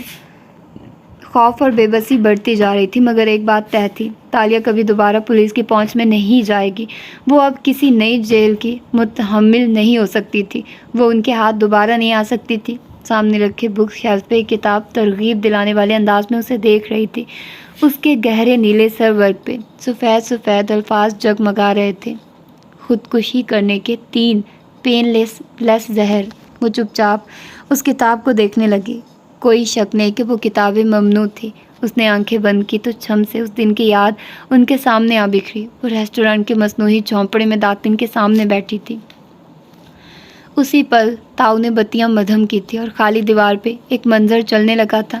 سڑک کنارے درختوں کی قطار اور نیچے گھاس پہ گلابی سفید چیری بلاسم کے پھولوں کی بچھی تہ۔ ہوا چل رہی تھی اور پھول گرتے جا رہے تھے۔ تم ٹھیک ہو داتن؟ فضا میں جھینگے تلنے کی مہک تھی اور شرر کی شور بھی۔ قہوے سے بھری پیالیوں سے بھاپ اڑ رہی تھی۔ یہ کینسر کی دوا ہے اور یہ بوتل تمہاری ہے۔ تم کینسر کی دوا کیوں لے رہی ہو؟ پیانو رک گیا۔ جھینگے تلنے کا شور خاموش ہو گیا۔ تم سن کے ہرٹ ہوگی، اس لیے میں نے تم سے چھپایا۔ پیانو تیز ہو گیا۔ کاؤنٹر پہ کھڑا تاؤ ٹھک ٹھک سوشی رول کو چھرے سے کاٹنے لگا۔ دیوار پہ ابھی تک پھول گرتے نظر آ رہے تھے اور سوشی رول کٹنے کی آوازیں، ٹھک ٹھک ٹھک۔ تالیہ نے آنکھیں کھولی۔ وہ کتابوں کے مقبرے میں بیٹھی تھی اور اس کے سامنے رکھی وہ بنا درد کے مار دینے والی زہریلے نسخوں کی کتاب تمسخر سے اسے دیکھ رہی تھی۔ بالآخر تالیہ نے ہاتھ بڑھایا اور دھڑکتے دل سے اس کتاب کو اٹھا لیا۔ ایسا زہر جو درد نہ دے، کیا یہی اس کا آخری راستہ ہو سکتا تھا؟ آخری پناہ گاہ؟ بی این کے آفس میں اس روز معمول کے کام جاری تھے۔ ایسے میں لفٹ کے دروازے کھلے اور وان فاتح نکلتا دکھائی دیا تو اس کے ماتھے کے بل واضح تھے اور وہ شدید ناخوش لگتا تھا۔ گرے سوٹ میں ملبوس وہ بظاہر ورک ڈے کے لیے تیار لگ رہا تھا، مگر اس کا موڈ خراب معلوم ہوتا تھا۔ آج پھر راستے میں اس کو رپورٹرز نے روک کے سوالوں کی بوچھاڑ کی تھی اور یہ سوال اب اذیت دینے لگے تھے۔ وہ اپنے آفس کے قریب پہنچا تو سیکرٹری فوراً سے اٹھی۔ آپ کی تائید کے مطابق ایڈم بن محمد کو میں نے بلوا لیا تھا، وہ اندر آپ کا انتظار کر رہا ہے۔ فاتح نے بس صرف سر کو خفیف سی جنبش دی اور آگے بڑھ گیا۔ ایڈم اسے دیکھتے ہی اٹھ کھڑا ہوا اور مرجھایا ہوا لگتا تھا۔ فاتح گھوم کے میز کے پیچھے آیا اور اپنی اونچی کرسی پہ بیٹھتے ہوئے تشویش سے اسے دیکھا۔ تمہیں معلوم ہے وہ کہاں ہے؟ سارے سوال جواب بس ایک ہی انسان کے بارے میں ہو سکتے تھے، نام لینے کی بھی ضرورت نہیں تھی۔ نہیں، ایڈم نے فکر مندی سے نفی میں سر ہلایا۔ وہ جینز اور سفید شرٹ کے اوپر سیاہ کوٹ پہنے، بال جل سے پیچھے کیے، شاید کام کے لیے تیار ہوا تھا، مگر فاتح کی کال نے اسے کام چھوڑ کے ادھر آنے پہ مجبور کیا تھا۔ اور لیانا صابری؟ فاتح مٹھیاں باہم ملائے میز پہ آگے ہو کے سنجیدگی سے پوچھ رہا تھا۔ وہ ملک سے فرار ہو چکی ہیں، مجھے ان کی میل آئی تھی، سیکیورٹی خدشات کے باعث اب ہم رابطہ نہیں کر سکتے۔ چیتالیہ کے بارے میں انہوں نے کچھ نہیں بتایا۔ ایڈم رکا۔ کیا آپ سے بھی چیتالیہ نے رابطہ نہیں کیا؟ اس کے انداز میں جھجک تھی مگر یقین بھی تھا۔ وہ گھر آئی تھی۔ فاتح پیچھے کو ہوا اور گہری سانس لی، پھر ٹائی کی نوٹ ڈھیلی کی۔ کب؟ ایڈم چونکا۔ وہ مختصر الفاظ میں بتاتا گیا۔ اس وقت اسرا کی میت سامنے تھی اور سب اس پہ شک کر رہے تھے۔ اگر وہ میری چھت چھلانگ کے داخل ہوتی دکھائی دیتی تو مجرم لگتی، اس کا وہاں سے بھاگ جانا ہی بہتر تھا، مگر وہ ناخوشی سے کہہ رہا تھا، مگر وہ صبح واپس آ سکتی تھی، اس کو چاہیے کہ وہ منظر عام پہ آ جائے اور اپنی صفائی دے۔ وہ ایک دفعہ پولیس کی قید میں رہ چکی ہے، وہ خوف زدہ ہے، اس کا یوں بھاگنا اس کو مزید مجرم بنا رہا ہے۔ ایڈم، وہ غصے سے بلند آواز میں بولے۔ وہ خوف زدہ ہے سر۔ ایڈم نے بھی آواز اتنی ہی اونچی کی۔ چل لمحے کے لیے آفس میں تناؤ بھری خاموشی حائل ہو گئی، پھر فاتح نے بے بسی سے کندھے اچکائے۔ میں اس کے لیے پریشان ہوں ایڈم۔ آواز دھیمی کی، انگلیوں سے کن پٹی دبائی۔ وہ اپنا دفاع نہیں کر رہی اور لوگ اس کا میڈیا ٹرائل کیے جا رہے ہیں. اسے اپنے لیے لڑنا ہوگا, اس سب کو فیس کرنا ہوگا. چیتالیہ خوف زدہ ہیں, ایڈم نے توڑ توڑ کے دہرایا. وان فاتح چند لمحے کے لیے اسے دیکھتا رہا, پھر لب ہلائے. اپنی چیتالیہ سے کہو وہ واپس آ جائیں. وقت چند صدیاں پیچھے چلا گیا تھا. وہ دونوں چائے خانے میں موجود تھے اور سفید کرتے والا غلام فاتح ماتھے پہ بر ڈالے کہہ رہا تھا, اپنی شہزادی سے کہو سلطان سے دور رہے. تمہاری اس سے ملاقات ہو. فاتح کی آواز اسے ماضی سے کھینچ لائی. وہ سنبھل کے سننے لگا. یہ رابطہ ہو تو اس کو کہو کہ وہ گرفتاری دے دے. اگر وہ یوں چھپ کے بیٹھ جائے گی تو میں اس کی کوئی مدد نہیں کر پاؤں گا. وہ رابطہ نہیں کریں گی, وہ کوئی رسک نہیں لیں گی. تو تم اس سے رابطہ کرو, کوئی طریقہ تو ہوگا اسے ڈھونڈنے کا. سر وہ داتن سے رابطہ کرے گی, ان دونوں کے پاس ایک دوسرے تک پہنچنے کے طریقے ہوں گے, مگر مجھے انہوں نے کبھی نہیں بتایا کہ اگر وہ کھو جائیں تو انہیں کیسے ڈھونڈنا ہے. اگر مجھے پتا ہوتا تو میں ان کو تب بھی ڈھونڈ لیتا جب وہ پولیس کی قید میں تھی. ایڈم وہ آگے کو جھکا اور اس کی آنکھوں میں جھانکا. میں تالیہ کو ایسے نہیں جانتا جیسے تم جانتے ہو. ہمارے تعلق میں کچھ چیزیں مسنگ ہیں, جیسے کھو گئی ہوں. وہ کہتے کہتے چپ ہوا. کچھ تھا جو بات پہ بات کھو جانے کا احساس دلاتا تھا. میں صرف اتنا جانتا ہوں کہ میں ایسی زندگی کا تصور نہیں کر سکتا جس میں وہ نہ ہو. وہ میرے لیے بہت اہم ہے. مگر تم, اس نے ابرو اٹھا کے زور دے کر کہا, تم اس کو زیادہ جانتے ہو, اور جو تم جانتے ہو وہ ہمیشہ تمہاری مدد کرتا ہے. اس بات پہ ایڈم بن محمد مسکرا دیا. بہت کچھ یاد آیا تھا جو وان فاتح کو یاد نہیں آتا تھا. اس کو ڈھونڈو اور اس سے کہو کہ وہ مجھ سے ملے. کیا آپ ان کے خوف دور کر پائیں گے؟ میں کوشش کرنا چاہتا ہوں. چند لمحے کے لیے خاموشی چھا گئی. پھر ایڈم نے سر ہلایا اور ایک فائل میز پہ رکھی, مگر اسے کھولا نہیں. اس پہ ہاتھ رکھے وہ پوچھنے لگا, آپ کے بچے وہ ٹھیک ہے سر؟ کیسے ہو سکتے ہیں اس ماحول میں جہاں ٹی وی پہ بار بار ان کی ماں کے قتل کی باتیں دہرائی جائیں؟ آپ کو انہیں اس ماحول سے دور کرنا ہوگا. اشر بھی یہی کہہ رہا ہے کہ ہم بچوں کو کچھ عرصے کے لیے اسرا کی کزن کے پاس امریکہ بھیج دیں. میرے لیے یہ ایک بہت مشکل فیصلہ ہوگا. مگر پھر گہری سانس لی. کسی نے وعدہ نہیں کیا تھا کہ زندگی آسان ہوگی. پھر اس نے قلم اٹھایا اور ایک کاغذ پہ پتہ لکھا. یہ آدمی ذوالکفلی ملاقہ میں رہتا ہے, شاید یہ تالیہ کے بارے میں کچھ جانتا ہو. ایڈم نے چٹ جیب میں رکھ لی, مگر اٹھا نہیں. چلو میں سوچتا رہا. فاتح نے بے اختیار گھڑی کو دیکھا. کچھ اور؟ میں نے چیتالیہ کو 4 دن دیے تھے کہ وہ اس آف شور کمپنی کیس میں آپ کی بے گناہی ثابت کر دے. فاتح نے بیزاری سے سر جھٹکا. میں بتا چکا ہوں میری کوئی آف شور کمپنی نہیں ہے. وہ 4 دن کل تمام ہو گئے تھے. وہ سنے بغیر کہہ رہا تھا, آج مجھے جن پیپرز کو ریلیز کرنا ہے ان میں آپ کے دستخط شدہ کاغذات بھی شامل ہیں. یہ اوریجنل ڈاکومنٹس ہے سر, یہ کوئی فوٹو کاپی نہیں ہے. اس نے فائل کھول کے فاتح کی طرف دھکیلی. اس سے پہلے اس نے فاتح کو فوٹو کاپی دکھائی تھی جس کو اس نے پہچاننے سے انکار کر دیا تھا. میں نے ان کی تصدیق دوبارہ اپنے سورس سے مانگی تو اس نے مجھے ہانگ کانگ سے اپنے آفس کی آرکائیو سے یہ اوریجنل فائل لا کر دی ہے. پہلے صرف فوٹو کاپی تھی. آپ اس کو نہیں پہچانتے تھے, مگر اس کو دیکھیے اور بتائیے, یہ 3 کاغذ آپ نے خود سائن کیے تھے؟ وہ اس کے چہرے کو غور سے دیکھ کے پوچھ رہا تھا. فاتح نے فائل کھولی. اندر 3 کاغذ اسٹیپل سے پن اپ کیے گئے تھے. ان تینوں کے نیچے فاتح کے دستخط تھے. میں تمہیں بتا چکا ہوں یہ میں نے نہیں کیے, نہ میں ان کاغذات کو پہچانتا ہوں. اور وہ قدرے ناگواری سے صفحہ پڑھتے ہوئے کہہ رہا تھا جب وہ ٹھہرا. پہلے اور دوسرے صفحے کے درمیان جہاں اسٹیپل کی پن لگی تھی وہاں کچھ پھنسا تھا. فاتح نے آہستہ سے پن جدا کی. ایک ننھی سی مکیت شہ آزاد ہوئی. اس نے 2 انگلیوں میں اسے اٹھایا. وہ گلابی رنگ کے چیری بلاسم کی ایک پتی تھی, خشک مرجھائی ہوئی, ان کاغذوں میں برسوں سے امر ہوئی. اس نے پتی کو اوپر لے جا کے دیکھا. آنکھیں چھوٹی ہوئی. ایڈم غور سے اسے دیکھ رہا تھا. آپ کو کچھ یاد آیا سر؟ اس کے اندر جوش سا بھرا. فاتح نے پتی رکھی اور ان کاغذات کو الگ الگ کر کے دیکھا. پھر دستخط کی جگہ پہ انگلی پھیری اور اوپر پرنٹ شدہ عبارتیں پڑھی. ایڈم اس کے ایک ایک تاثر کو دیکھ رہا تھا. ایسے لگتا ہے آپ دستخط کو پہچانتے ہیں مگر عبارتوں کو نہیں. کیا کسی نے کورے کاغذ پہ آپ سے دستخط کروائے تھے؟ وان فاتح اس کی بات نہیں سن رہا تھا. اس کے ذہن میں ایک اور منظر چلنے لگا تھا. وہ ساکورا نامی کے دن تھے. ساکورا ہونامی کے دن تھے. جاپان کی سڑک تھی, گلابی اور سفید, روئی کے گالوں جیسے. چیری بلاسم ہر طرف بک گرے تھے. وہ لمبا کوٹ اور مفلر پہنے ٹھنڈی ہوا میں بینچ پہ بیٹھا تھا. وہ نظریں جھکا کے اخبار پڑھتا, دوسرے ہاتھ سے کافی اٹھا کے پیتا, پھر واپس بینچ پہ رکھ دیتا. یکدم کسی کے سکے کھنکنے کسی آواز آئی۔ فاتح نے نظریں اٹھائی۔ سامنے ایک کپل چلا رہا تھا جن کے ساتھ ایک 5-6 سال کا بچہ تھا۔ اس کے ہاتھ میں گلابی کاٹن کینڈی تھی اور وہ اس کی اسٹک کو خوشی سے ہاتھ میں گھما رہا تھا۔ فاتح کی نظریں اس کے قدموں پہ جھکی۔ اس کے جاگرز میں سکے لگے تھے، وہ چلنے سے کھنکتے تھے۔ اس نے واپس نظریں اخبار پہ جھکائے۔ بینچ کے پیچھے بڑا سا چیری بلاسم کا درخت تھا۔ اس کے عقب سے اسرا نکل کے قریب آئے اور اس کے ساتھ بیٹھی۔ اس کے بیٹھنے پہ وہ چونکا، کافی کا کپ اٹھا لیا۔ بے دھیانی میں ذرا سی کافی چھلکی۔ گھاس پہ گرتے ایک سفید پھول کو وہ داغدار کر کے، ہاتھ پہ بھی گرم گرم قطرے گرے تھے۔ اسرا نے کہتے ہوئے ٹیشو سے اس کا ہاتھ صاف کیا۔ تھینکس۔ اس نے کافی کا گھونٹ بھرا، پھر اسرا کو دیکھا۔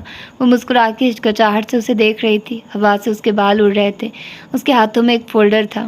مجھے تم سے کچھ مانگنا ہے اور تم انکار نہیں کرو گے، وہ نرمی بھری قطعیت سے کہہ رہی تھی۔ کہو۔ ہوا کا جھونکا آیا اور درخت سے ڈھیر سارے پھول نیچے آن گرے۔ کچھ اسرا کے بالوں اور کندھوں پہ ٹھہر گئے، کچھ فاتح کے مفلر پہ۔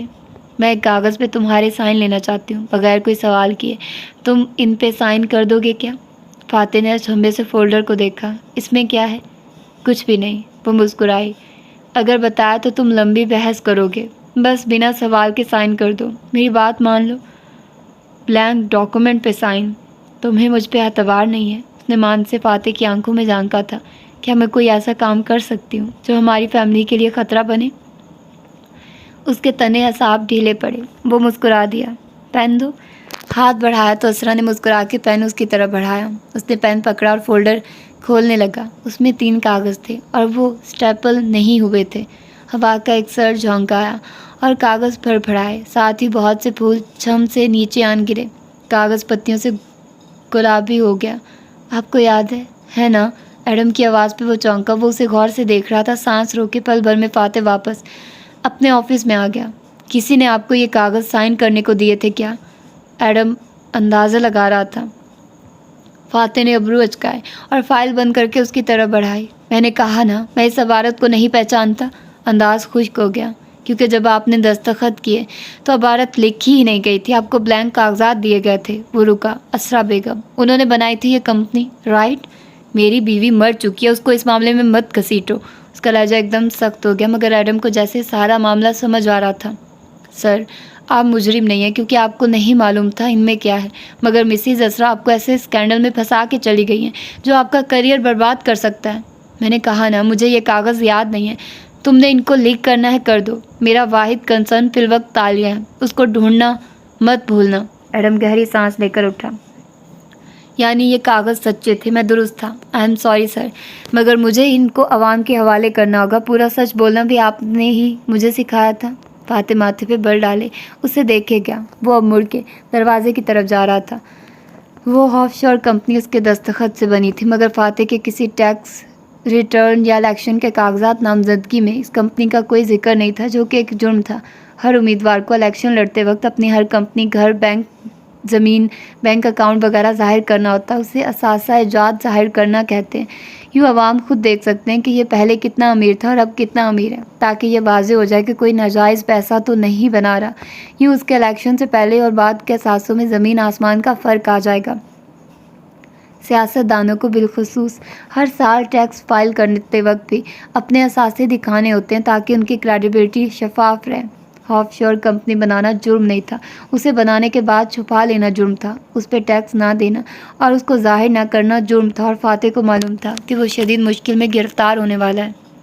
تو یہ تھی اس کی آج کی ایپیسوڈ۔ یقیناً آپ لوگوں کو پسند آئی ہوگی۔ اسرا کتنی کوئی نہایت ہی کوئی بدتمیز عورت ہے جو اس بیچارے کو پھنسا کے چلی گئی، اور پتہ نہیں آگے کیا ہوگا۔ تو پھر دیکھتے ہیں اس کی اگلی ایپیسوڈ میں۔ اپنا ڈھیر سارا خیال رکھیے گا۔ اللہ حافظ۔